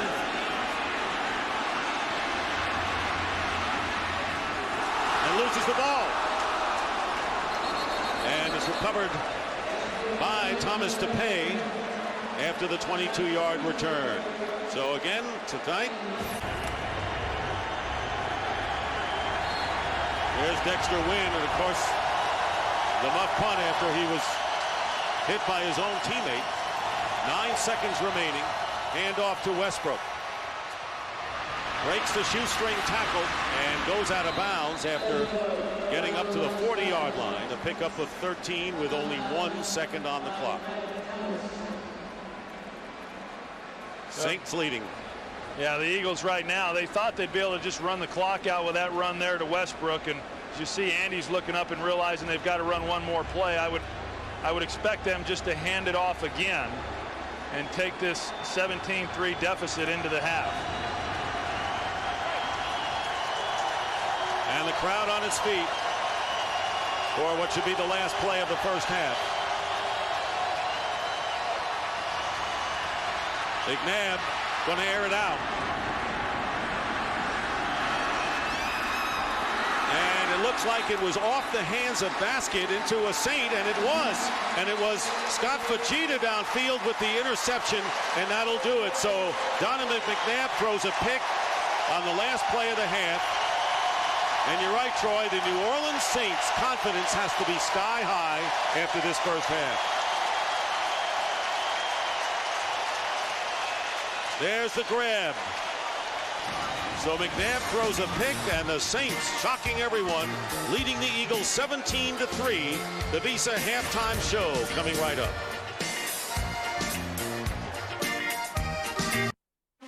The Visa Halftime Report is sponsored by Visa, proud sponsor of the NFL. Life takes Visa. Back here in our Los Angeles studios, Kurt Menefee, Terry Howie, and Jimmy with a Visa Halftime Report. And you know what? Terry picked it in the pregame show. The New Orleans Saints on a roll. Quit it right now. You stop embarrassing me like that. Okay, Charles Grant slapping Joe Horn. I do that to Howie every Sunday, folks. Just slap him around. Drew Brees back in the slot. Goes to the post. That's Joe Horn. His first touchdown in 17 games. Saints up over the Eagles 10-0. And then Marcus Colson, top left of your screen, quick slant. Nice job there. Touchdown pass of 7 yards, 17-3. It is the Saints over the Philadelphia Eagles. Houston wanting to pull the upset against the Dallas Cowboys this game in Big D, but trouble early for David Carr. Rolling out. Uh-oh, know where he is, young man, because there he is right there. 31 will knock you out. Roy Williams delivers a mighty hit. Bledsoe for the Cowboys back. A little hitch route to Terry Glenn, 10-yard strike, and that set up a Vanderjagt field goal. He finally makes something there, and we've got a very, very boring game going on, folks. 6-3. It's Houston over Dallas. More excitement in Washington, maybe, with Vince Young in town? Vince Young, that's that young rookie out of Texas, a fine young quarterback. Harris Clinton Portis taking in him from the left tackle, cuts back up inside, 10-yard strike. Redskins 7-3 over the Titans, and Mark Brunell looks left, turns, fires right to his tight end, Chris Cooley. Nice job, 24-yard strike, 14-3 Redskins over the Titans. Then looking left, Vince, nice job. Got the safety out of there, saw his man, came back to Brandon Jones. Which way did he look? Left and right, Howard. You heard me the first time. 14-13. Redskins over the Titans. Leave me alone. Michael Vick. Have I said it once, twice, way too often? Most exciting quarterback in the NFL. Michael Vick doing what I used to do all the time when I was in Pittsburgh. Turn on that speed, young, and 22-yard run, 7-3. Falcons over the visiting New York Giants. Eli Manning struggling in the first half. Carolina at Baltimore. Steve McNair, who loves you? I do. Man can play some football out of Alcorn State. But there's Chris Draft, there's Michael Rutger, and out goes McNair with a concussion and a sprained neck. Carolina up 3-0. And then his backup, Kyle Bowler, out of Cal. Derek Mason on a slant ball tipped by Clayton. Good concentration. 7-3 Carolina over the Ravens. Jake Delhomme, Jimmy, not Delhomme. 42-yard strike to Drew Carter. What a burst for the ball. 42-yard strike, 13-7. Carolina over Baltimore. But he is your homie, right? He is my homie. There you go. Carson Palmer. Tampa. He is not my homie. But if he was, then he would be. That's a nice strike to T.J. Usmanzada, 33-yard strike. Good check. Nice-looking young man there. 7-0 Bengals over the Tampa Bay Buccaneers. What? Really? Right, If he was, yeah. he would be. St. Louis trying to show that they belong with Seattle. They were swept last year by Seattle, so they want to get back on the old winning ways. Torrey Holt having a big year. Nice fade route, good extension by Torrey, touchdown, 7-0 Bulger. Then it's back to Hasselback, to Deion Branch, his first start of the season, and it's 7-all. Steven Jackson, 2-yard run, and then another Holt touchdown reception, and we got ourselves a heck of a ball game. Rams awfully impressive, trying to go to 5-1, 21-7 over the Seahawks that early now in the third quarter, and then Kevin Jones of the Lions. Oh, Rod Marinelli said, give me my first win. 7-yard touchdown there. Wow, Matt Miller. Where are you, Matt? 17-10. Hang on, guys. Lions over the Bills. All right, getting back to that Philadelphia-New Orleans game, Jimmy, Drew Brees, 12 of 15 in the first half. He just continues to roll. You know, if they keep playing the way they're playing, people are going to say, hey, this is not just emotion. They're pretty good. Sean Payton doing a great job with his football team. Drew Brees distributing the ball around. Reggie Bush, Deuce McAllister, Joe Horn. Then on the defensive side, Gary Gibbs doing with that defense, playing pretty good defense down in New Orleans right now. Protection on offense is surprisingly good, and as you mentioned, the decision-making by Drew Brees, and they knew what they were getting when he came in. The question was his health. He's healthy, he's making good decisions, and he's running that offense, and it's a balanced offense. I tell you, a flea can pull a flower, Jimmy. A flower? A flower. And somebody you don't get that anywhere else but my man TB. More insight like that coming your way later on. But now the Visa halftime continues. Where the Saints lead 17-3. Andy Reid 5-5 after games against the Cowboys. So they've had letdown experiences, no question about it. And for the latest in fantasy stats, log on to sports.com. Drew Brees with 2 touchdowns, and Joe Horn caught one. Donovan McNabb, you got him. You need a big second half. Eagles will get the ball first. Well, a pretty efficient first half there for the New Orleans Saints, both offensively and defensively. I mean, the Saints did a good job. Drew Brees not sacked. Obviously, that was a concern coming into this game. And then what a job this defense has done, bottling up the #1 offense in the NFL. And the kick going to Dexter Wynn. Wynn trying to give the Eagles some decent starting position. Will have to be happy to the 27. Down to Pam Oliver.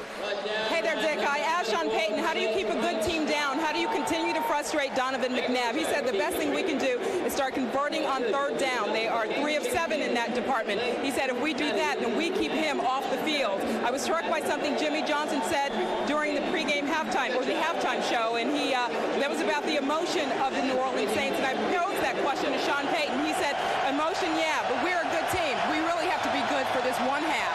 No question about it, Pam, and the defense has done a great job. So the first interception after 188 attempts ending the first half. McNabb going to the work starting from the 27. Brian Westbrook on first down, and a good gain as he gets up to the 34. And there is Gary Gibbs, the defensive coordinator for Sean Payton, limiting the high-scoring Eagles to just 3 points. Gary Gibbs was the linebacker coach for the Dallas Cowboys during the same time that Sean Payton was the offensive coordinator and quarterback coach, and that's how a friendship was formed. Gary Gibbs also had been defensive coordinator for the Oklahoma Sooners back in the 80s, a head coach, and a guy who's very well respected in football circles. He's done a great job with this Saints defense, putting together a bunch of players and having them play like they are. 2nd and 4, and the pass caught for the first down at the 40-yard line by L.J. Smith. Well, if you want to know how long it's been since the Eagles had to climb a little bit of a mountain, well, last time they overcame a 14-point deficit at the half to win against the Redskins back in 1989. You know, that surprises me.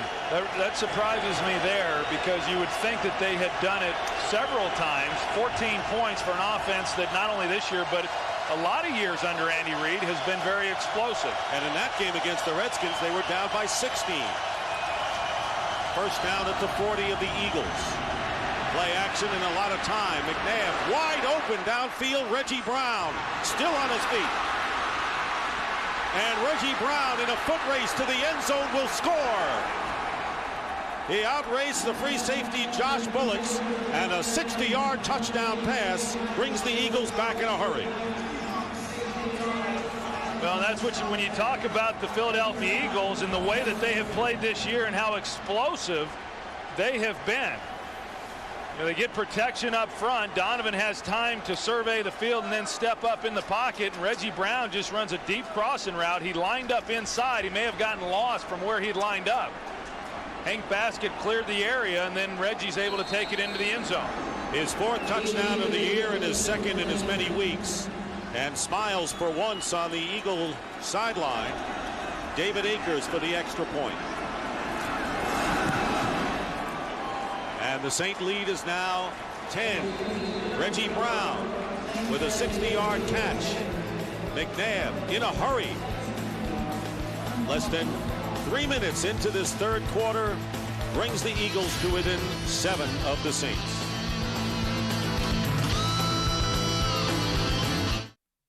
Fox NFL Sunday is sponsored by Southwest Airlines, proud sponsor of the NFL and official airline of Super Bowl 41. By Circuit City. By Nissan, who invites you to shift the way you move through the world. And by Dell, business solutions designed for one company in mind, yours. Dell, purely you. And back here at the Superdome, Dick Stockton, Troy Aikman, Pam Oliver. The Saints lead now 17-10 after that 60-yard strike. And a great run by Reggie Brown after the catch. David Akers will kick off, and Terrence Copper and Jamal Jones back deep for New Orleans. Into the end zone, good kickoff, and the Saints will take it at the 20. Now we go back and take a look at that touchdown play and what happened. Hank Baskett's going to run the clear route here, and Reggie Brown is running the deep crosser. Now what you're going to see is the safety, he then has to respect the deep ball to Hank Baskett because he was able to get by the corner. That's what opened up that big area right there for Reggie Brown. Now once he makes the catch, somebody there in the secondary has to be able to make a tackle. There were guys there that should have been able to make the play. They just failed to do so. That was the most wide open any Eagle receiver has been today. So McNabb gets loosened up, and a first down on the 20 for the Saints. Joe Horn to the top of your picture. Deuce McAllister at running back. Play action, and the pass is thrown out of bounds. Good pressure by Trent Cole, who is tied for the NFL lead in sacks with 6. Tied with Julius Peppers of Carolina. Yeah, Trent Cole, I mean, he's just having a monster of a year. He's a guy who can line up just about anywhere on the defensive front. And he just, all he wants to be told to do is go after the quarterback. And for the most part, that's what they allow him to do all the time. And he's a very physical, aggressive player with a high motor. And he is playing outstanding. Remember, this is a team that lost Javon Curse. You never know it the way they played. 2nd and 10, another play action. Breeze gets it off to McAllister, and McAllister will take it to within 2 yards of first down yardage. Trotter, the linebacker, downfield for the play. Now that time Trent Cole was able to get pressure on Drew Brees and actually went a little bit low. In fact, the referee went up to him and talked to him about it because this is a point of emphasis in the National Football League this year, not going low on a quarterback, and he dove on him there. There was no contact until after he had hit the ground, and that's, I'm assuming, why the penalty wasn't thrown. 3rd and a long one. And Reggie Bush is in there now. And Drew Brees finds Colston, and the rookie from Hofstra, who was drafted 4 from the end in the 7th round, and what a find he has been for the Saints gets 11 yards. Well, think back. I mean, Dante Stallworth, who's now with the Philadelphia Eagles because of the trade.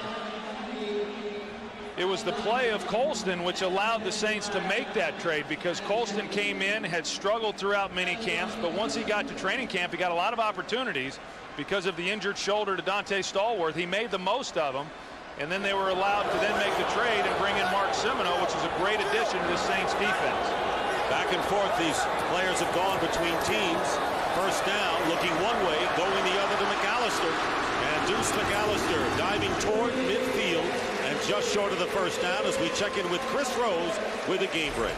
All right, Dick, please have Pam Oliver tell Donovan McNabb, his old buddy, Terrell Owens, just scored for the second time this year. That's just his second catch today, courtesy of Drew Bledsoe. Gives the Cowboys their first lead over the Texans. Back to Dick, Troy, and Pam. Does T.O. ever get in the headlines at all? That's the big question, Troy. Haven't heard much from him this year. Or about him. With 1 yard to go for the first down, Deuce McAllister, and losing the ball, and let's see whether it was blown dead. No, it's a fumble. And it was Cole who knocked it away. And it's recovered by the Saints. Well, it was again, Trent Cole is the one who's going to come into your screen on the right, who makes it actually Sean Barber is who's able to come in and make the play. It looked like initially Trent Cole was the guy who made the hit, but Sean Barber is the one, and a good recovery there by the Saints, because if they don't recover that one, now you give the ball right back to Philadelphia with great field position and an offense that's starting to feel pretty good based on the long touchdown they just had on the previous possession. And it was Sean Barber who played big last week when Matt McCoy was shaken up. Saints with a first down in Eagle territory at the 46. Drew Brees with a lot of time going underneath, and getting hit is McAllister, and the hit is made by Barber, limiting McAllister to a pickup of only 2. You know, good decision making there by Drew Brees, and coming underneath and not forcing the ball, and that's kind of what he's become known for, is not forcing the ball. He said he learned that while he was in San Diego playing Marty ball there for Marty Schottenheimer. He said he got benched 3 times. The last time was a benching for 5 games, and was told that if he continued to force ball into coverage, he would never play again, and he learned a big lesson. Here is Reggie Bush, and he gets clobbered at the 38-yard line by Brian Dawkins, who can do that to you. And a gain of nearly 4 and 5 yards, and you saw the graphic before that last play, Troy, that the Saints have really run a balanced offense so far today. And that's what you've got to do when you're playing these Philadelphia Eagles. And you know, whether you're running the ball effectively or not, you know, Sean Payton has really done a good job, not just in this game, but in all the games this year, of being able to utilize all of his people, because Jim Johnson likes to bring pressure, and if you get one-dimensional, it's going to be awfully difficult on your quarterback. A lot of that pressure has been missing because the Saints have pressed the right buttons, apparently. 3rd down and 2, and here is Brees with the pass. Dropping it is Joe Horn, and that will bring up 4th down, and Joselio Hansen was defending Horn on the play, so 4th down coming up. Now what will the Saints do here? Well, Joe Horn in the slot, and he runs the route. Joselio Hansen is physical with him, but a good job. And Drew Brees tried fitting that. About the only place he could have put it, on the back shoulder. I think Joe Horn there was looking for a flag. Looked like Joselio may have had him locked a little bit there with his right arm. So 4th down, and Steve Weatherford, the punter, will come on. And Dexter Wynn will be standing at the 20-yard line.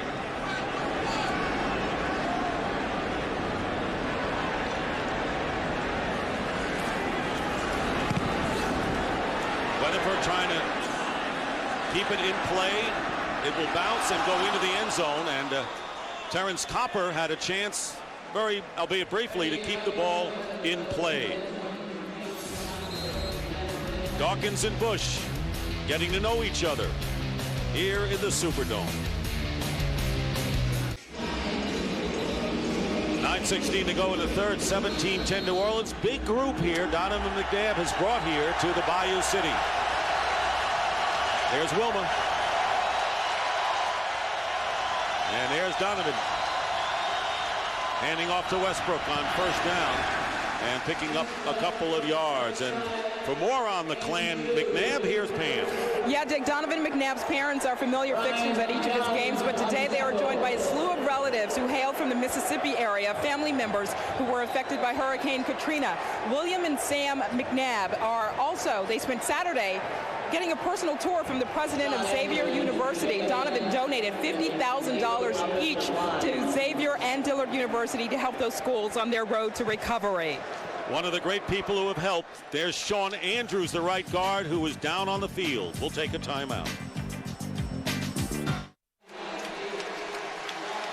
Just getting up right now is Sean Andrews, who was shaken up and hurt, and a long time down on the field. You remember 2 years ago, broke his leg in his very first game, and a very promising player, and really one of the keys to that offensive line. You want to talk about a blow that hurts a team. Yeah, and I mean a guy who's been playing exceptionally well this year, and you're going to see him 73, and he just gets rolled up.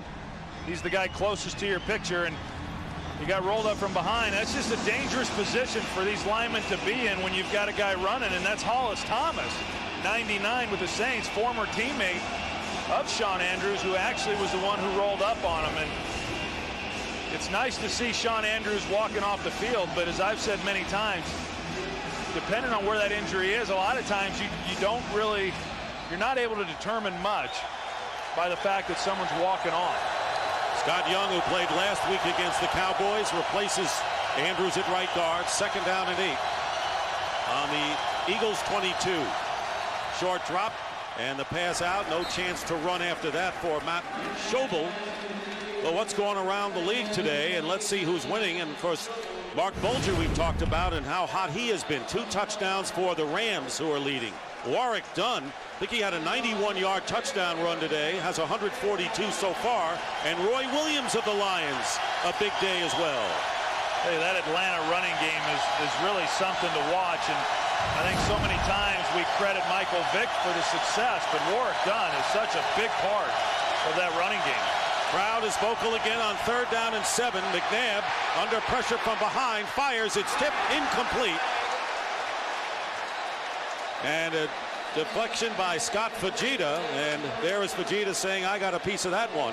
Well, from where the flag came out, Dick, it looked like it was being called again on Omar Stoutmire, but the contact by Omar may have taken place before the ball had been tipped, and if that's the case, then the pass interference would be upheld. Before the pass was thrown, that's exactly right. Contact. Defense number 23. 5-yard penalty, automatic. So ordinarily you wouldn't have that if it's tipped, but as you pointed out, it happened early, so the Eagles get a break on a big penalty against the Saints. Well, and Sean Payton was concerned coming into this game. We talked about Roman Harper going down the rookie safety, and that Omar Stoutmire now is the guy. And how was he going to perform? Here he is at the top of your screen, and the contact is there. And it was well before Donovan had thrown the ball. That's the 2nd penalty on Omar Stoutmire today, who is starting at strong safety. The Saints bringing back Jay Bellamy, who played 5 years for them and was cut before the year started. So 1st down, Eagles on their 28. McNabb in rhythm, and he completes it to Matt Schobel, and Schobel running after the catch and gets inside the 25, and another flag goes down. Mark Semino, the ex-Eagle, makes a cat play from behind.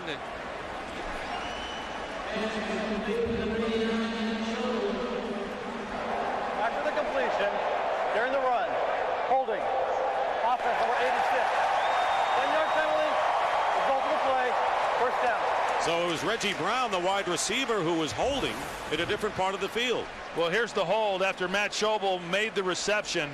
He's trying to do the block on McKenzie, and he gets caught for holding. Now watch the route. It's just right up the seam here, and there's just nobody there. One, there's nobody there jamming him come off the ball. And when anytime you give a tight end, whether it's Schobel or a guy like L.J. Smith, the free release off the line of scrimmage, against that coverage with a safety in the middle of the field, it makes it awfully difficult to defend. 40-yard play minus the 10 to Schobel, the ex-Bengal. So a 1st down at the 42 of the Saints. And on the fake end around and the pass to Westbrook, and Westbrook tackled, and a big play made by Scott Shanley, who came over from the Cowboys via the trade route. No gain on the play, and a late report on Shawn Andrews is that he suffered a stinger. Well, Scott Shanley really does a terrific job of just sniffing this thing out the entire way. He doesn't go anywhere. Right here, your linebacker, and he stayed at home and didn't get caught up in the play action that was taking place, and then he's able to come up and make a good tackle on a good runner, Brian Westbrook. Big game for Scott Shanley, an all-new linebacking core this year for the Saints. 2nd down and 10. Westbrook hit immediately, and down he goes, and Hollis Thomas, his former teammate, knocks him back for a loss of a yard. Well, Hollis Thomas, I mean, we talk about the various guys who have helped this Saints defense. He's right over the center, 99, and he gets a good push. And he's just able to collapse the pocket enough to where there was nowhere to run the football. Hollis Thomas is a big body, and they're using him very well here in New Orleans over the center and being the big run stuffer that he is. And playing inspired football today, no surprise. Eagles are only 1 of 6 on 3rd down tries, and Donovan McNabb has to call the timeout. 6:11 on the clock, 3rd quarter. Saints in front, 17-10. Working on Shawn Andrews' stinger on the bench. Eagles calling the timeout. It'll be 3rd down and 11 coming into this game. Where do these teams stand? Both at 4-1. We know the Saints are tough. They're going to be reckoned with. But the Eagles have the ability to come back.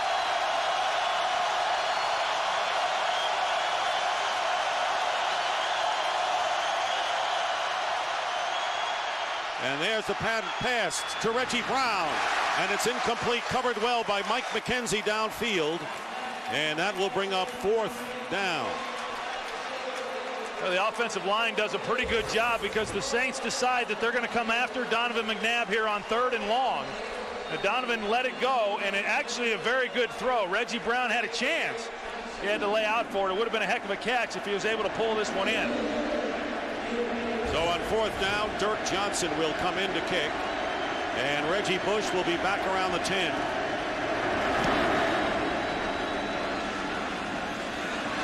Ball will bounce at the 7, and the Eagles cannot keep it in there. Dexter Wynn was standing on the goal line, and the ball bounces away. Donovan McNabb looking up at the replay like everyone else, but the Eagles still trail.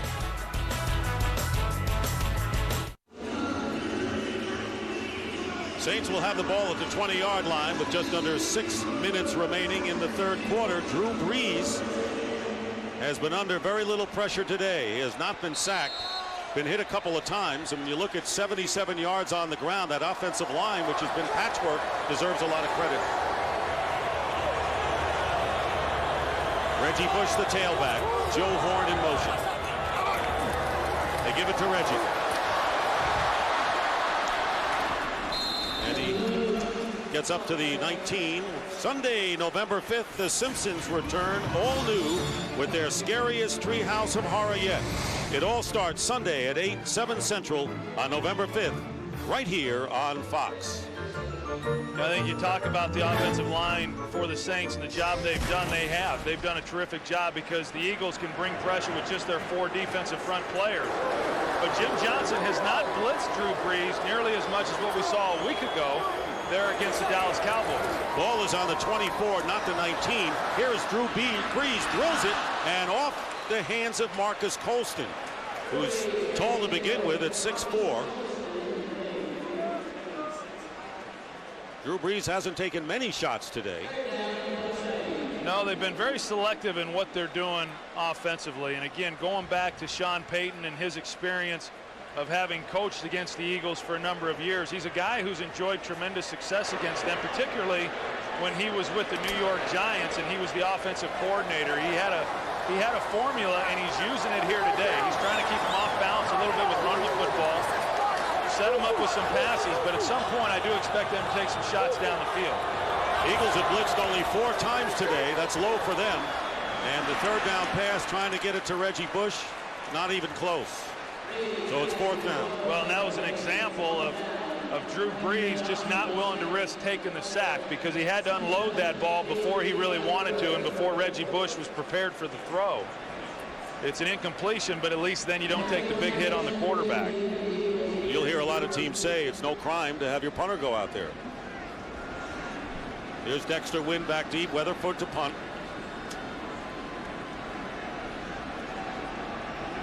For the 5th time today.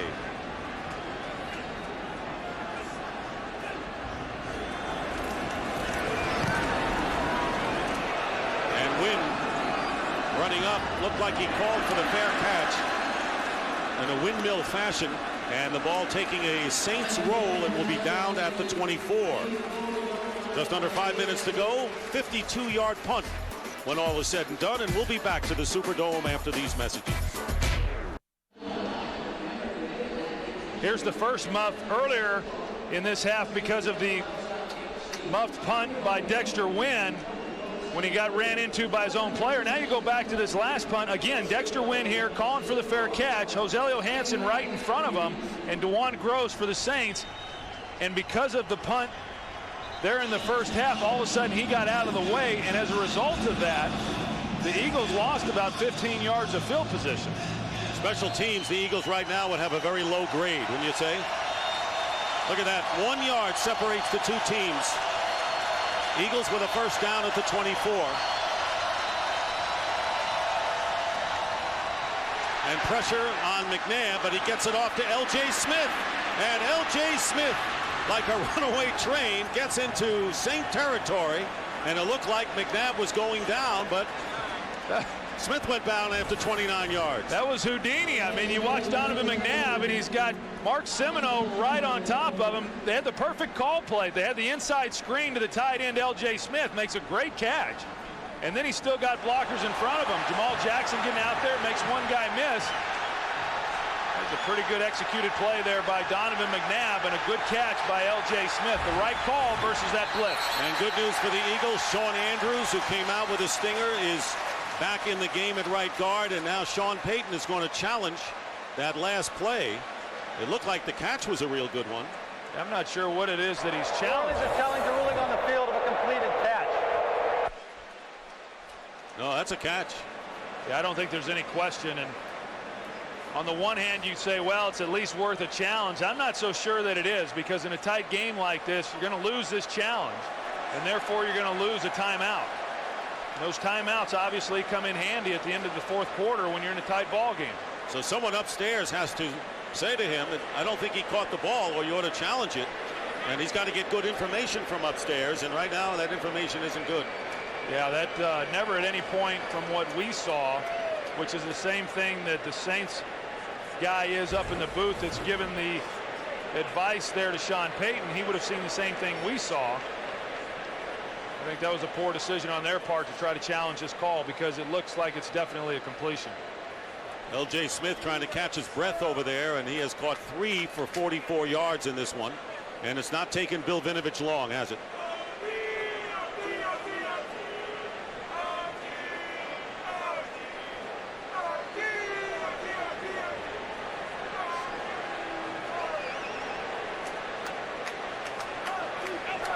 After reviewing the play, the receiver clearly caught the pass. Ruling on the field stands. You want to discharge your first timeout. And the Eagles are in Saints territory. First down at the 47-yard line, trailing by a touchdown. Saints led at the half 17-3, and McNabb hit Reggie Brown with a 60-yard pass and run to bring them to within 7. I think this is one of the scary things about this Philadelphia Eagles offense, is that you can bottle them up, and then all of a sudden they make a big play, and then they're right down in there knocking on another scoring opportunity.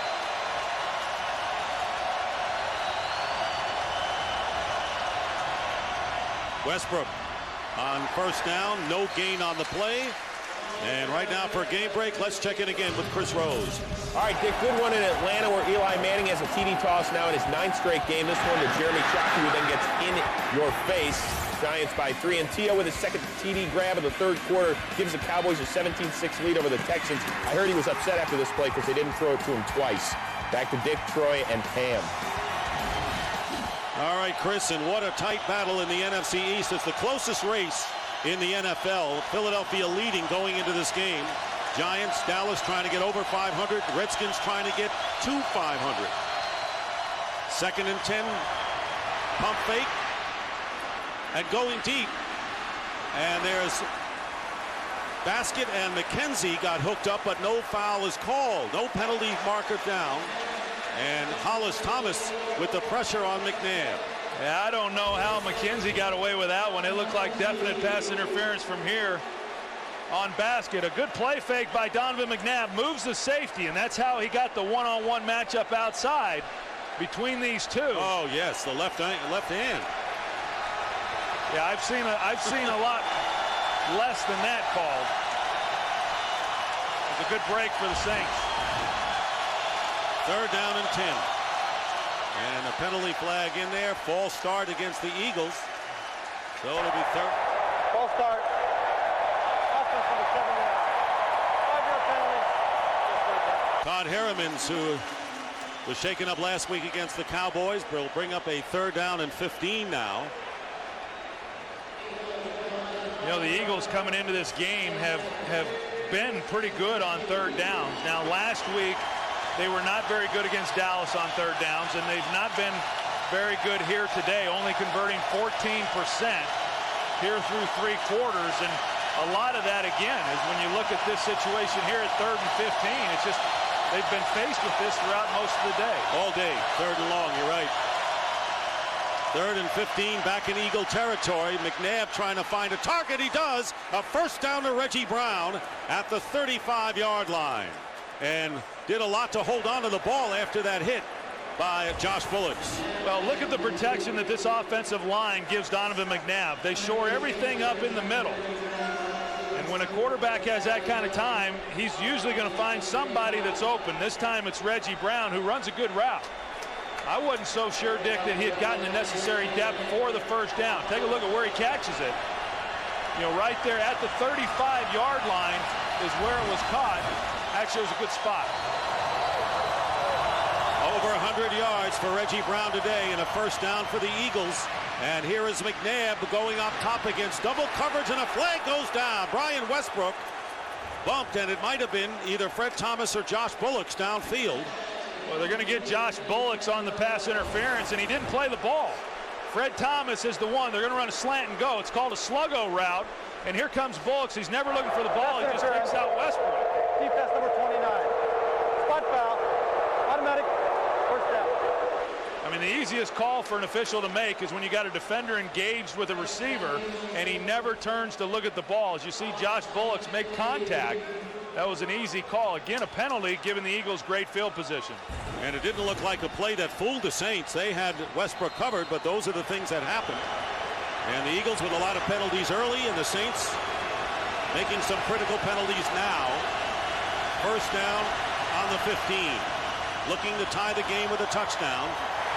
Westbrook is buried at about the 21-yard line, and a big play again by Scott Fujita, and a loss of about 5. I tell you, I think this guy has been their best pickup in free agency this year. Scott Fujita has been exceptional all season long. He's got great instincts. He was a starter there for the Kansas City Chiefs, spent some time with the Dallas Cowboys. That's why Gary Gibbs, as the defensive coordinator, wanted to bring him here. He knew the defense, and he was a playmaker for him, and he made a heck of a play there. You know, 5 Saints starters on defense played in the NFC East last year.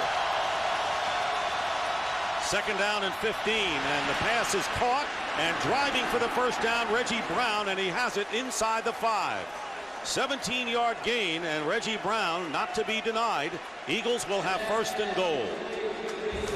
They've just got so many different guys that they can throw the ball to, and Donovan has confidence in all of them. I mean, you've got the corner playing soft, Fred Thomas. It's an easy route and an easy throw.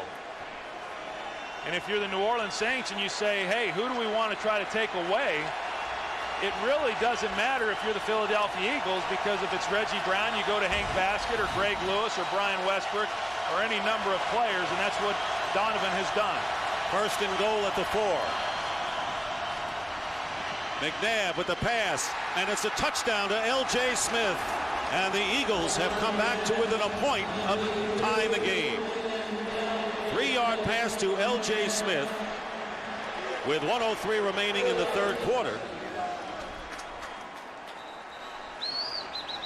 And Donovan McNabb with his second touchdown strike of the game. Well, L.J. Smith, he's going to engage as if he's blocking, and then he releases out into the route. Donovan McNabb off of play action comes out.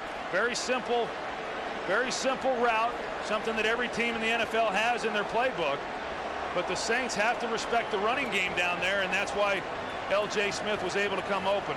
A good drive by the Philadelphia Eagles that all began with the screenplay inside while McNabb was under pressure, and the throw and catch by L.J. Smith in the big game. So a second touchdown catch of the year by L.J. Smith. On the other hand, Todd Herriman's the left guard, limping as he leaves the field, so both starting guards for the Eagles shaken up today. But McNabb has brought the Eagles back, and David Akers looking to tie it. And the game is even, 17-17 with 1:03 to play. And, you know, this game smacks a little bit of last week when the Saints were leading Tampa Bay and the Buccaneers took the lead, and then, of course, the great punt return touchdown by Reggie Bush. But this is a tougher team that they're playing, obviously. Well, I don't think there's any question. And then when you see a game like this and the Eagles come back in the second half and they're playing well, the first thing that everybody wants to point to is, okay, well, what were the adjustments at halftime that made such a big difference for the Philadelphia Eagles? And I think a lot of times adjustments at halftime are overrated. I mean, these teams know what they want to do. They have game plans in place. The difference is right now is that the Eagles are executing much better than what they did there in the first half.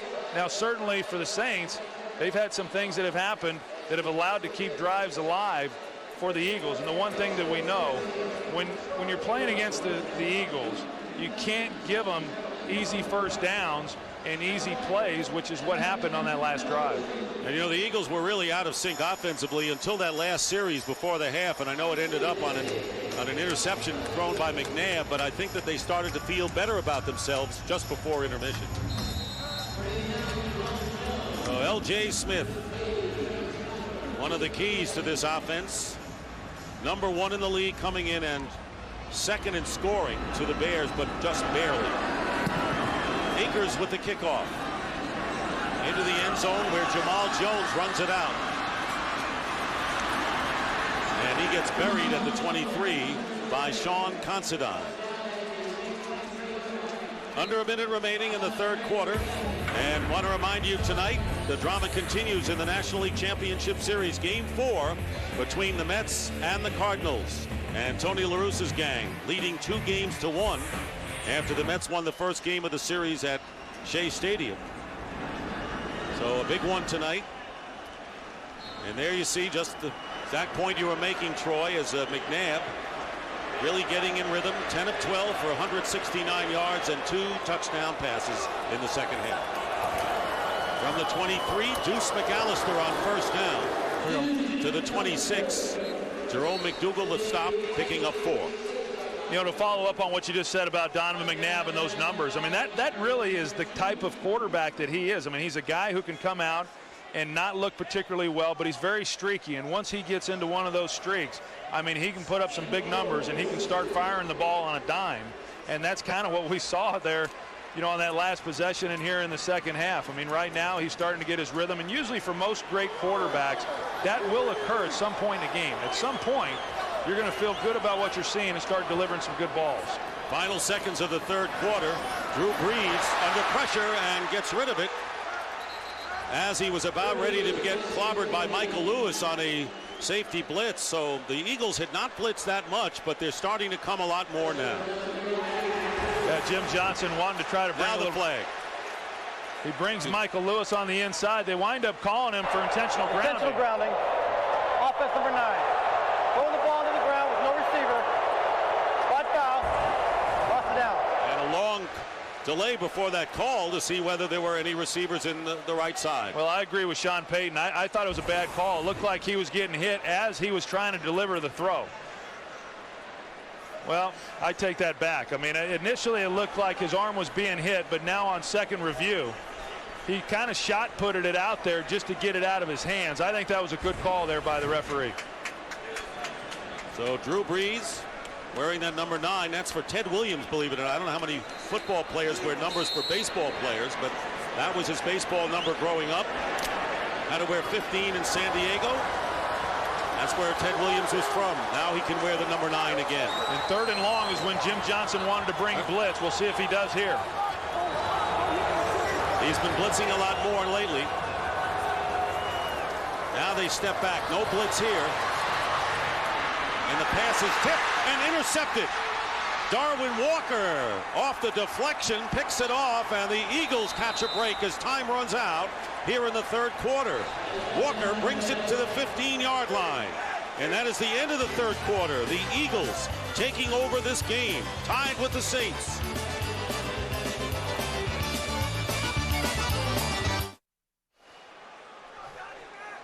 There's Jaquay Thomas, who actually fought to get that ball deflected into the hands of Darwin Walker. And the Eagles with their 2nd interception of the game. Lito Shepherd with his 3rd of the season earlier, and now Darwin Walker with his 1st career pick. Yeah, and that's coming off the heels of 3 sacks last week against the Dallas Cowboys. And Lawan Ramsey, who's not active today, he's also a defensive lineman for the Philadelphia Eagles who has an interception this year. A lot of plays being made by those guys up front. Start of the 4th quarter.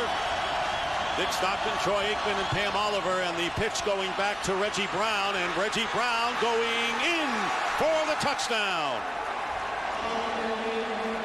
Boy, the Eagles are striking fast and furiously. 15-yard run on the pitch. Well, Andy's always got a few things up his sleeves for some trick gimmicky plays, and this was one of them. It's a little bit of a misdirection play. He's going to Brian Westbrook here, but here's the pitch that comes back to Reggie Brown underneath, and then Donovan McNabb just kind of getting in the way, shielding. But then the backside, John Runyon able to lead the way for the touchdown.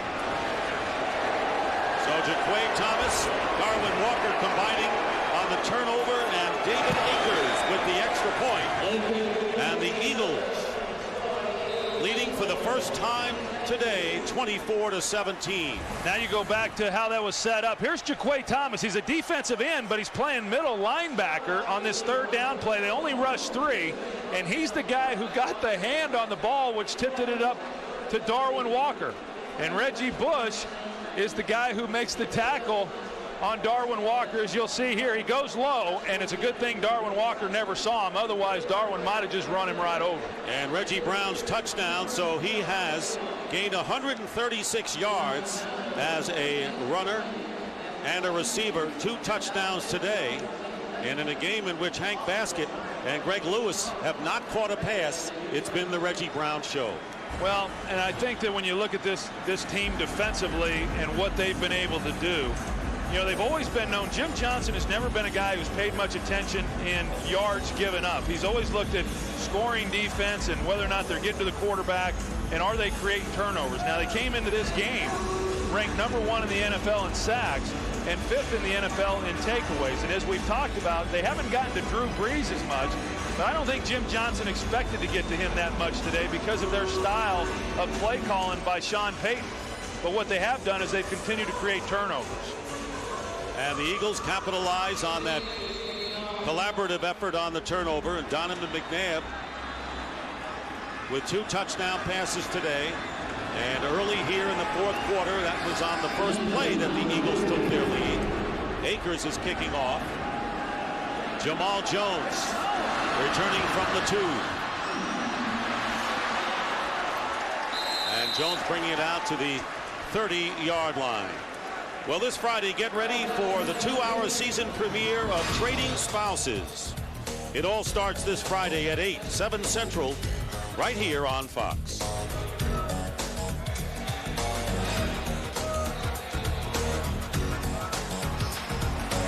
Troy, this is a spot in which the Saints can't afford to lose their poise. Following the 7-point deficit right now. Plenty of time. First down at the 31.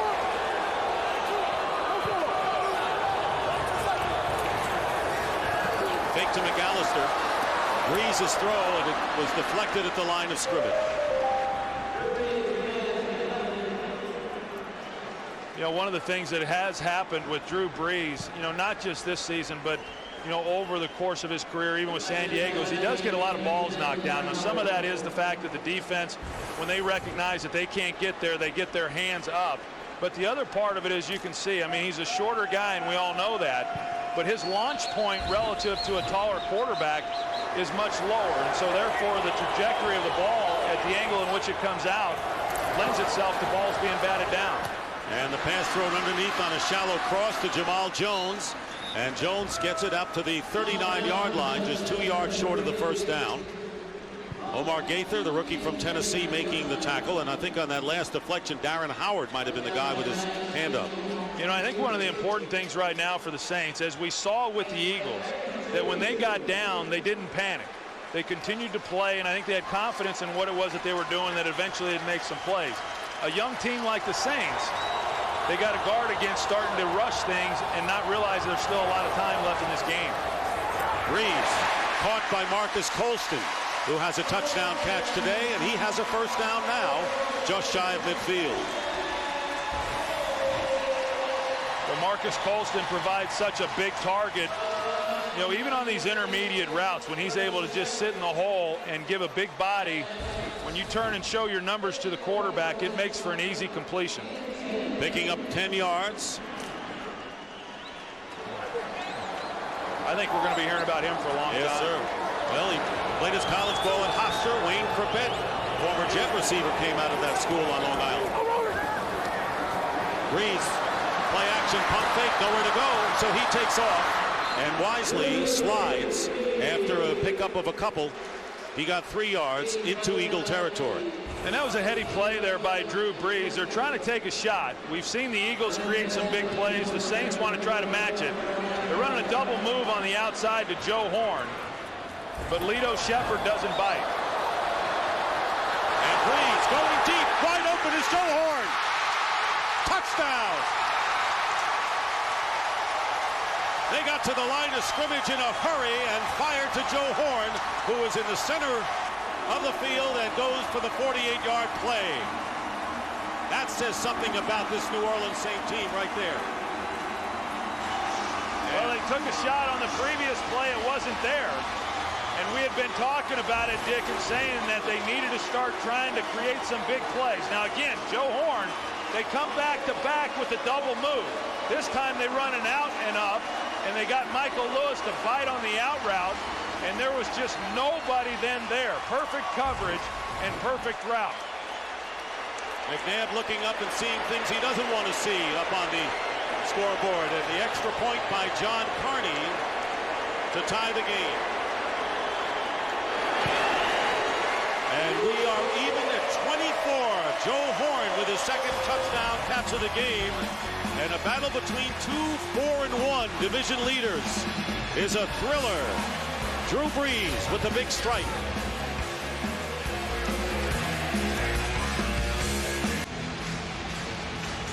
Looks say it all. Michael Lewis with that appearance, and Joe Horn with his 10th multiple touchdown game of his career.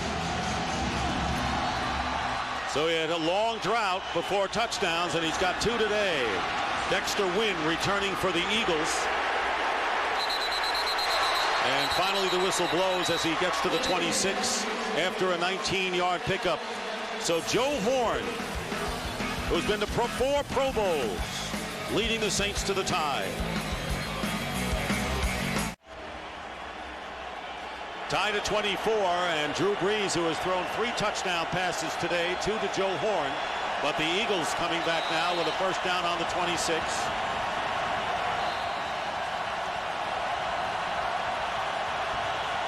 Saints led all the way until Reggie Brown's touchdown run here in the 4th, and then Brees came back and tied it up.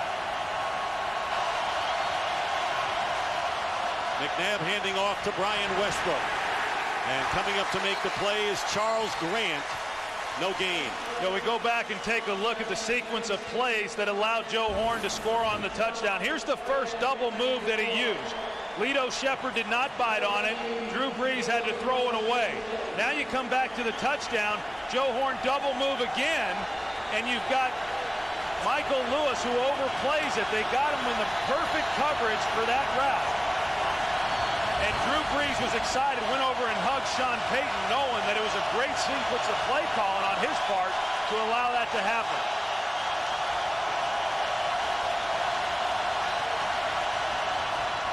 Again, they go to Westbrook. This time, Westbrook breaks one and is tripped up just before he might have gotten the first down by Omar Stoudemire.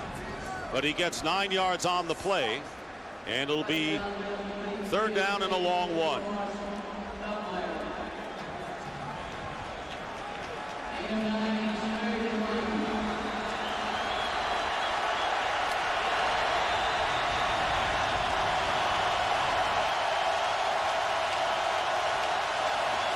So 2 running plays for Westbrook.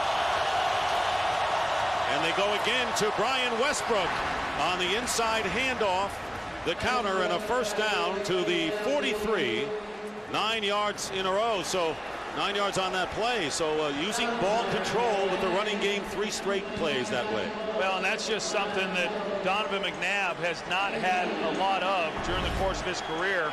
A running game that could take some of the pressure off of him. 3 straight running plays, they're able to pick up the first down without him being required to throw the football. That really helps the quarterback. 67 yards for Westbrook. This time it's going to be the play fake. And McNabb going deep for basket. And the pass is overthrown, but covered downfield by Fred Thomas. And talking about the running game, that's one of the aspects that Marty Morenweg, the offensive coordinator, has injected into the Eagles. They have said that they have practiced more with the running game than they did previously. Well, of course, Brad Childress had been the offensive coordinator here for a number of years. He got the head coaching job with the Minnesota Vikings, and they had Marty Morenweg in place after he got let go as the head coach for the Detroit Lions. Andy Reid brought him in. They had coached together with the Green Bay Packers under Mike Holmgren, but Andy Reid is very happy with the job that he has done in coordinating this offense this season.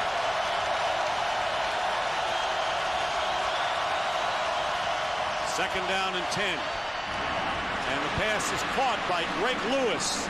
That's the first catch of the game by Greg Lewis, and a first down for the Eagles up to the 45-yard line. So they're using ball control, still with a lot of time remaining, over 10 minutes in a tie contest. Hey, this has been an impressive display of offensive football here in this quarter, and you know, both teams being very efficient in what they're doing, running the football, hitting the underneath routes, and then taking their shots down the field. Time of possession, which was dominated by the Saints, is practically even right now.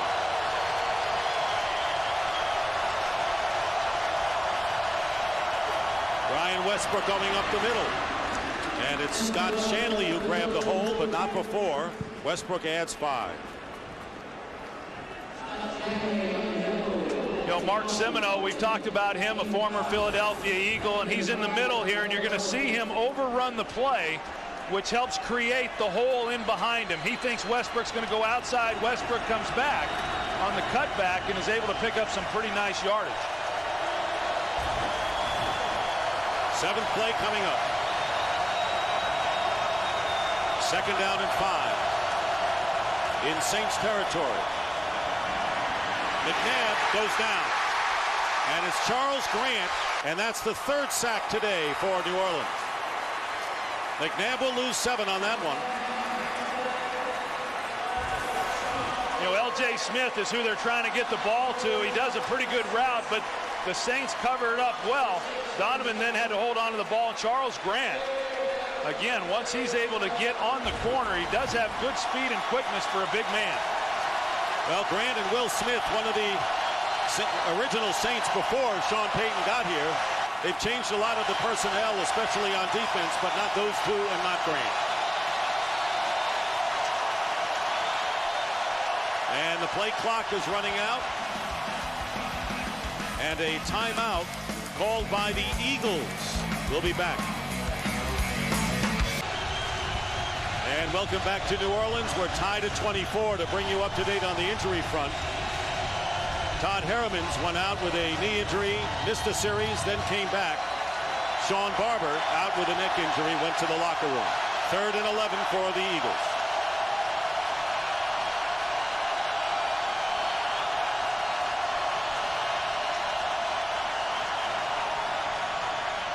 McNabb getting the pressure, and the pass is incomplete to Brian Westbrook. Incomplete pass, and what a defensive call that time to send someone in uncovered to Donovan McNabb. Once again, can't do it at 3rd and long. Well, again, it was Charles Grant. He starts to the outside, and then you see the hole open, and he just had a free run.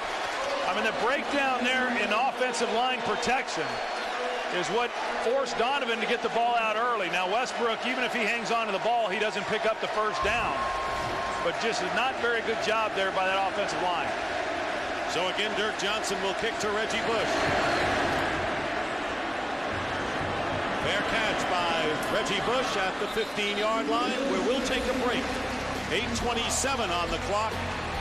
24 all.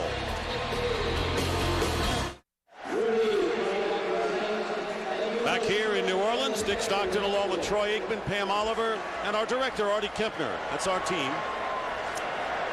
8:26 to go in the fourth, and the Saints will start from the 15-yard line. Drew Brees has played his best in the fourth quarters this year. Reggie Bush, the setback, and the pass to Joe Horn, and Horn gets 8 yards on first down. I think the reason Drew Brees has played his best football in the fourth quarter is because he really understands how to, I hate to use the word manage because I think it has a negative connotation, but he does manage the team very well. And that's not to imply that he doesn't make a lot of big plays, because he really does. But there are a few quarterbacks in this league, I believe, that really understand that depending on the situation in games, that then dictates how you have to play as a quarterback. I think Drew Brees understands that. Can't teach that kind of thing. Bush on the sidelines, McAllister in there, and it's Mike Carney, the fullback, for a game break. Let's quickly go to Chris Rose. All right, Dick, Philly fans are going to love this. It is the trifecta for Terrell Owens. This one from Tony Romo, and I love the humility he shows in the end zone, kind of like Barry Sanders used to do. Well, maybe not. Cowboys in a lapper over the Texans. Back to Dick, Troy, and Pam. And a big lead for the Cowboys against their Texas mates. First down for the New Orleans Saints. There have been 4 turnovers in the game. Each team has capitalized on one of them. Darwin Walker's interception. Breeze threw the ball off the hands of the lineman. 9 different receivers have caught passes today from Breeze. His pass caught up the middle, Joe Horn, and a first down at the 45. Sandwiched between 2 Eagle defenders, and Joe Horn picks up over 30. I tell you what, this is just good chemistry right here between Drew Brees and Joe Horn. I mean, he's going vertical up the field, and Drew Brees trusted that he could throw the ball between the defenders, turns it loose before Joe Horn gets at the top of his route, and just hoping that Joe will not run into the middle of the field and that ball be incomplete. Good chemistry there between those two guys. It was a 20-yard pickup and a first down for the Saints. Play action again, swinging it out, and the pass caught nicely by Deuce McAllister, who brings it up to midfield and gets about 5 yards. Hansen the stop. Drew Brees in the first half, 2 touchdowns and 1 pick. The Eagles with 21 unanswered points. Reggie Brown with this catch and run, good for 60 yards. And L.J. Smith putting them in front. And then Joe Horn with his second touchdown grab. And we're tied at 24, and the Saints are marching. 2nd down and 6 on their 49.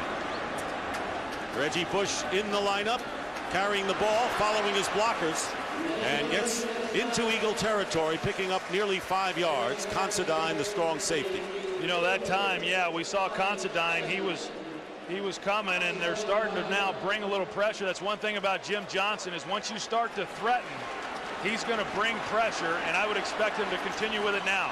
And again, they're trying to catch him with the situation substitution. They roll it off to Colston. The big play. This is a well-executed offense by the Saints. 12-yard pickup and a first down at the 35 of Philadelphia. Well, you've got to be impressed with the job that Drew Brees has done and the job that Sean Payton has done in calling plays. He's been very efficient and not being reckless with the wall. You see there with Drew Brees coming outside the pocket, They've thrown the ball here much more than what they've run it on this possession, and Drew Brees is just picking them apart. Boy, they matching wits. Sean Payton and Jim Johnson with under 5 minutes to go in the fourth. First down at the 35 for the Saints. The pitch to Reggie Bush. Trying to turn the corner. And going out of bounds near the 30-yard line after getting 7 yards on first down and a penalty marker down. And it appears to be against the Saints. Holding. Offense number 70. 10-yard penalty. So another penalty against Jamal Brown, the second holding call against him today. Well, I'm interested in seeing this because Jamal Brown, it looked like he just ran this guy clean off the screen. And it you know, right there, it's hard to tell whether or not he engaged and actually got a hold, but like the right, well, yeah, he got him with the left and right hand on Sean Considine. And I mean, you're gonna have a hard time getting away from a big man like that regardless, but when he's holding you, you got no shot. Maybe Reggie should say, look, I don't need that. Well, he didn't, you know, and that's the problem. You know, Reggie was already around the corner. That was just a needless penalty. So first down and 20 back at the 45-yard line. And the handoff to McAllister as they spread the Eagles defense, and McAllister picks up about 3 yards on the play. The Eagles trying to stay on top in the NFC East, and the New Orleans Saints trying to do the same. The Atlanta Falcons are trailing the Giants 27-14, so a win here would put them up by a game and a half. And of course, Carolina lurking at 3-2.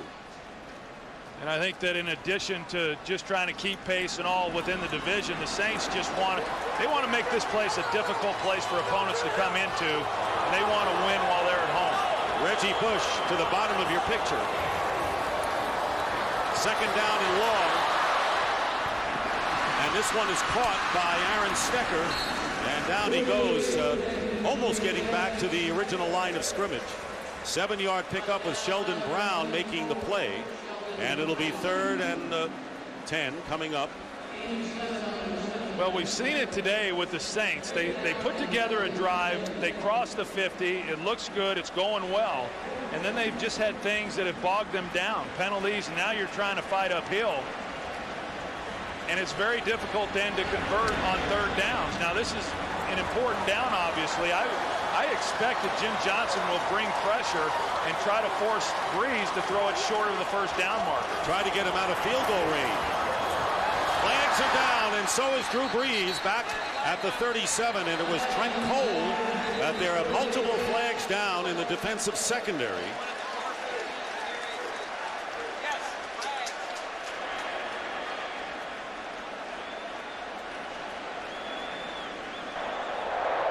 Men, defense. And Jim Johnson said, who was out there? 12 men on the field. Well, let's just see how many they've got here. And they've got 1, 2, 3, 4, 5, 6, 7, 8, 9, 10, 11, 12. And you wonder how that happens. I mean, to have something like this with too many men on the field, now, rather than being 3rd and 10, it's 3rd and 5. Obviously, a much more manageable 3rd down, but then also a position to where it at least allows you to consider trying to get a field goal. And it's easier to get to the quarterback when you have 12 men as well. As the Saints going over to the sideline, and a timeout has been called by New Orleans. Jim Johnson not happy at all about what just happened, and you can tell by his expression and what he's saying that, you know, for a guy who does such a great job with his defense, there's never an excuse for that to happen. Each team now has 1 timeout remaining. Remember, the Saints lost the challenge, and so now the Saints in a position where they're looking to get close enough for a field goal try to take the lead and then hope for the stop and not give the ball up without getting anything. Well, you know, right now, if you're the New Orleans Saints, just over 3 minutes to play in this game, I mean, you kind of got to think that this is going to be your last opportunity to get the ball. So either you're going to score points or you're going to wind up giving it back to Philadelphia. And the way that they've moved the ball, you know, they're potentially going to be able to get down the field. So as an offense and as a quarterback and as a play caller, you just have to go on the premises that this is it for us. and then if it doesn't happen, play great defense. So with that in mind, I'm interested in seeing exactly what happens, because if they pick up any kind of yardage here, even if they don't pick up the first down, they're in field goal range. But if they're able to pick up the first down here, then clearly they want to try to come away with a touchdown. If they don't gain any yards, it would be a 48-yard field goal attempt right here. And of course, you know, you get 3, and then the Eagles only need 3 to tie it up to keep the game going. Now, the one thing that cannot happen is Drew Brees cannot take a sack. I mean, if he takes a sack here, now you are absolutely out of field goal range. Saints on the 30 right now. It'll be 3rd down and 5. And the pass caught for the first down by Mark Campbell. A huge play by the Saints, and Mark Campbell forced to be a tight end with Ernie Conwell out with an injury with a big grab. They bring pressure off the left side, and that's why Campbell then is open for the quick pass. Drew Brees does a heck of a job of recognizing that that's the hot receiver. When they bring those linebackers, that's where he's got to go with the football. The other safety couldn't get over and cover Campbell in time, and that's why they got the completion in the first down. And the injured Eagle is Jeremiah Trotter. Well, they have had several injuries today. Many of them have come back into play, such as Sean Andrews and Todd Herremans. And Andy Reid not too pleased at that moment. But Campbell with a clutch catch in there because Ernie Conwell, the veteran, is hurt. Well, just good execution there. And again, I mean, it goes back to good coaching and preparation during the week by Sean Payton and the rest of this offensive staff, and recognizing when you get that blitz, here's where you got to go with the football. And at a critical moment in the game, they got that blitz. Brees recognizes it. Campbell alertly looks for the football, and they make the connection. Gain of 8 yards on the play, and Trotter's still down. And this is the situation now, Troy, where if you're the Saints, you want to get the 6.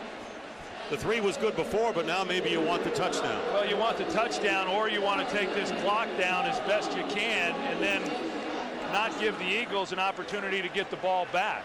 You know, I think the one thing about it is clearly you're going to do what you have to do to score. I mean, you're not going to risk making big plays and scoring a touchdown to try to milk the clock down. But if you can accomplish both of those things, that would be ideal. And Trotter walking off on his own power, and you saw the fact that Brees has thrown to 10 different receivers today, and that's something that you normally find from Donovan McNabb. The Detroit Lions won its first game of the season, their first game, beating the Buffalo Bills today. And the Buccaneers are losing to the Bengals 13-7 with a couple of minutes to go. So Drew Brees, Mr. Fourth Quarter, perfect on this drive. From the 23, first down. Looking to throw, and going underneath to McAllister, and Deuce McAllister ganged up on, but trying to hold on to the ball, picked up a couple of extra yards after the catch, gets 9. I tell you, you know, you pick up the first down, and again, it just points out the confidence that Sean Payton has in his quarterback, and still dropping back and throwing the football, and Drew Brees doing a good job of not trying to force anything. He gets it underneath the McAllister and picks up some pretty good yards. And a timeout called by the Saints. And it'll be 2nd down and 1. We want to remind you, coming up tonight on Fox, it'll be game 4 of the National League Championship Series. Perez against Reyes, the pitchers, as the Cardinals try to stretch it to 3-1, and the Mets looking to come back and win in St. Louis. 7 p.m. Eastern, 4 Pacific for the NLCS tonight on Fox. It was the Eagles and not the Saints who called a timeout, and that is the 3rd and final timeout by Philadelphia.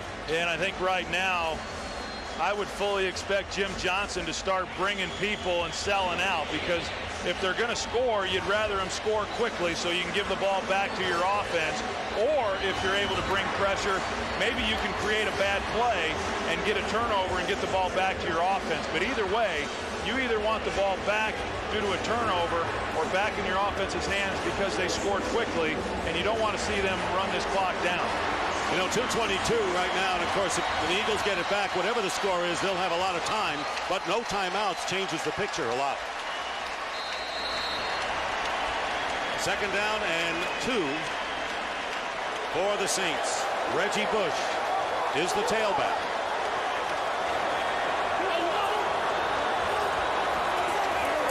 Here comes the pressure, and Reggie Bush trying to get the first down, and may have it very close, and it depends on the spot.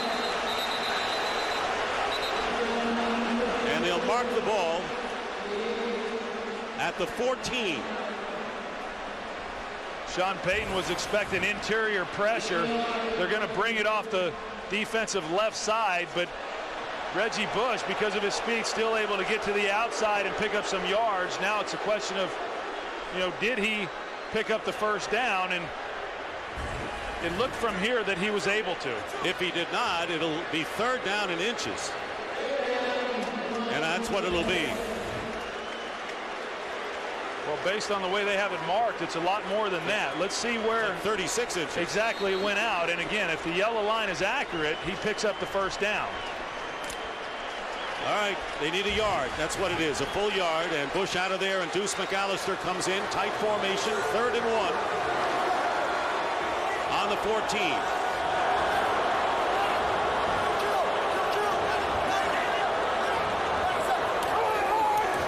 McAllister, first down, inside the 10.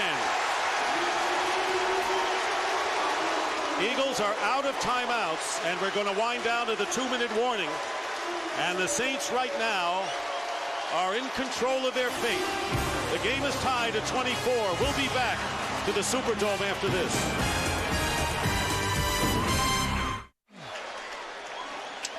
Coming up on the AT&T postgame show, Kurt, Terry, Howie, and Jimmy, scores and highlights. And also the new BCS rankings will be unveiled, and we'll get a chance to see how Florida's upset loss to Auburn last night shakes things up.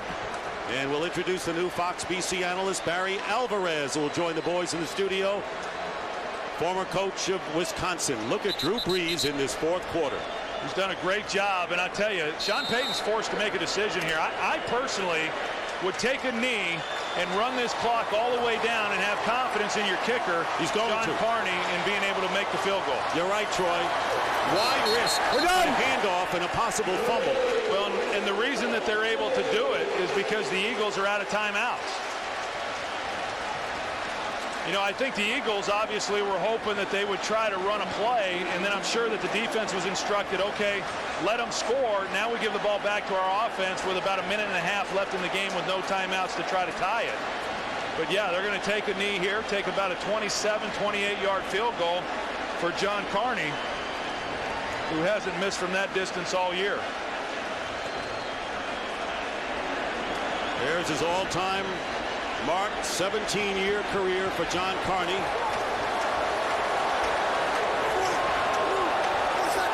The Eagles taking the timeouts, using them all up.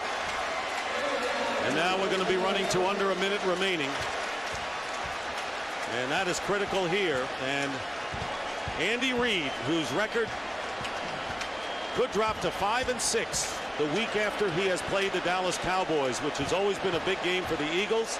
But the week after, always the worry about the letdown. And this time the letdown would have come against a team that had a lot going for them in their own right. Well, it's coming against a team that people around the league are starting to take notice of and recognize as a team to be reckoned with. 3rd and goal. We're done. And now you heard we're done, and Carney's going to come on to try to give the Saints the lead.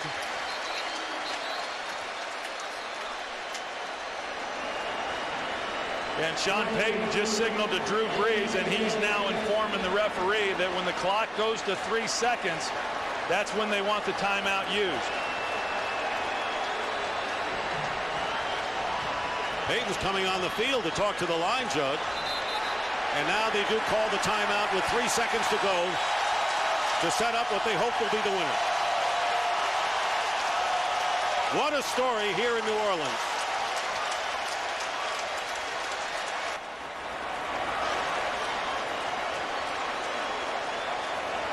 And for Reggie Bush, as he told us yesterday, all I care about the wins, and you've got to believe that, having been on the successful national championship teams at USC.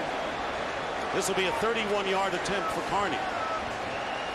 I think the good thing for this New Orleans Saints team, at least in listening to Sean Payton, is that There's 53 guys on this team that are all about winning, and when you have guys like that that are unselfish and that's what their goal is, you're going to win a lot of games. Well, if the Eagles ever had a field goal blocking play in mind, time to bring it out.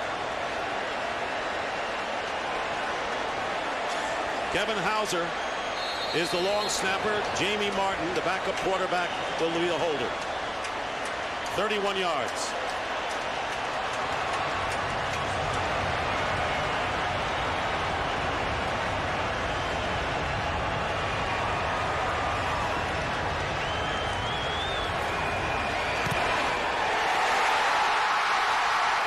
Here's your winner.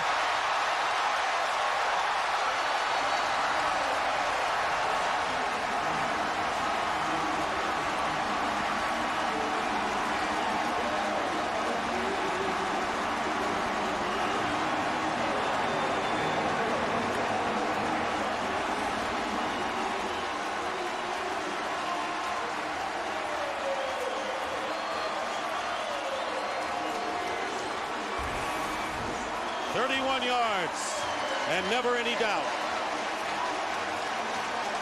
John Carney with the winning field goal, and the Saints beat the Eagles 27-24.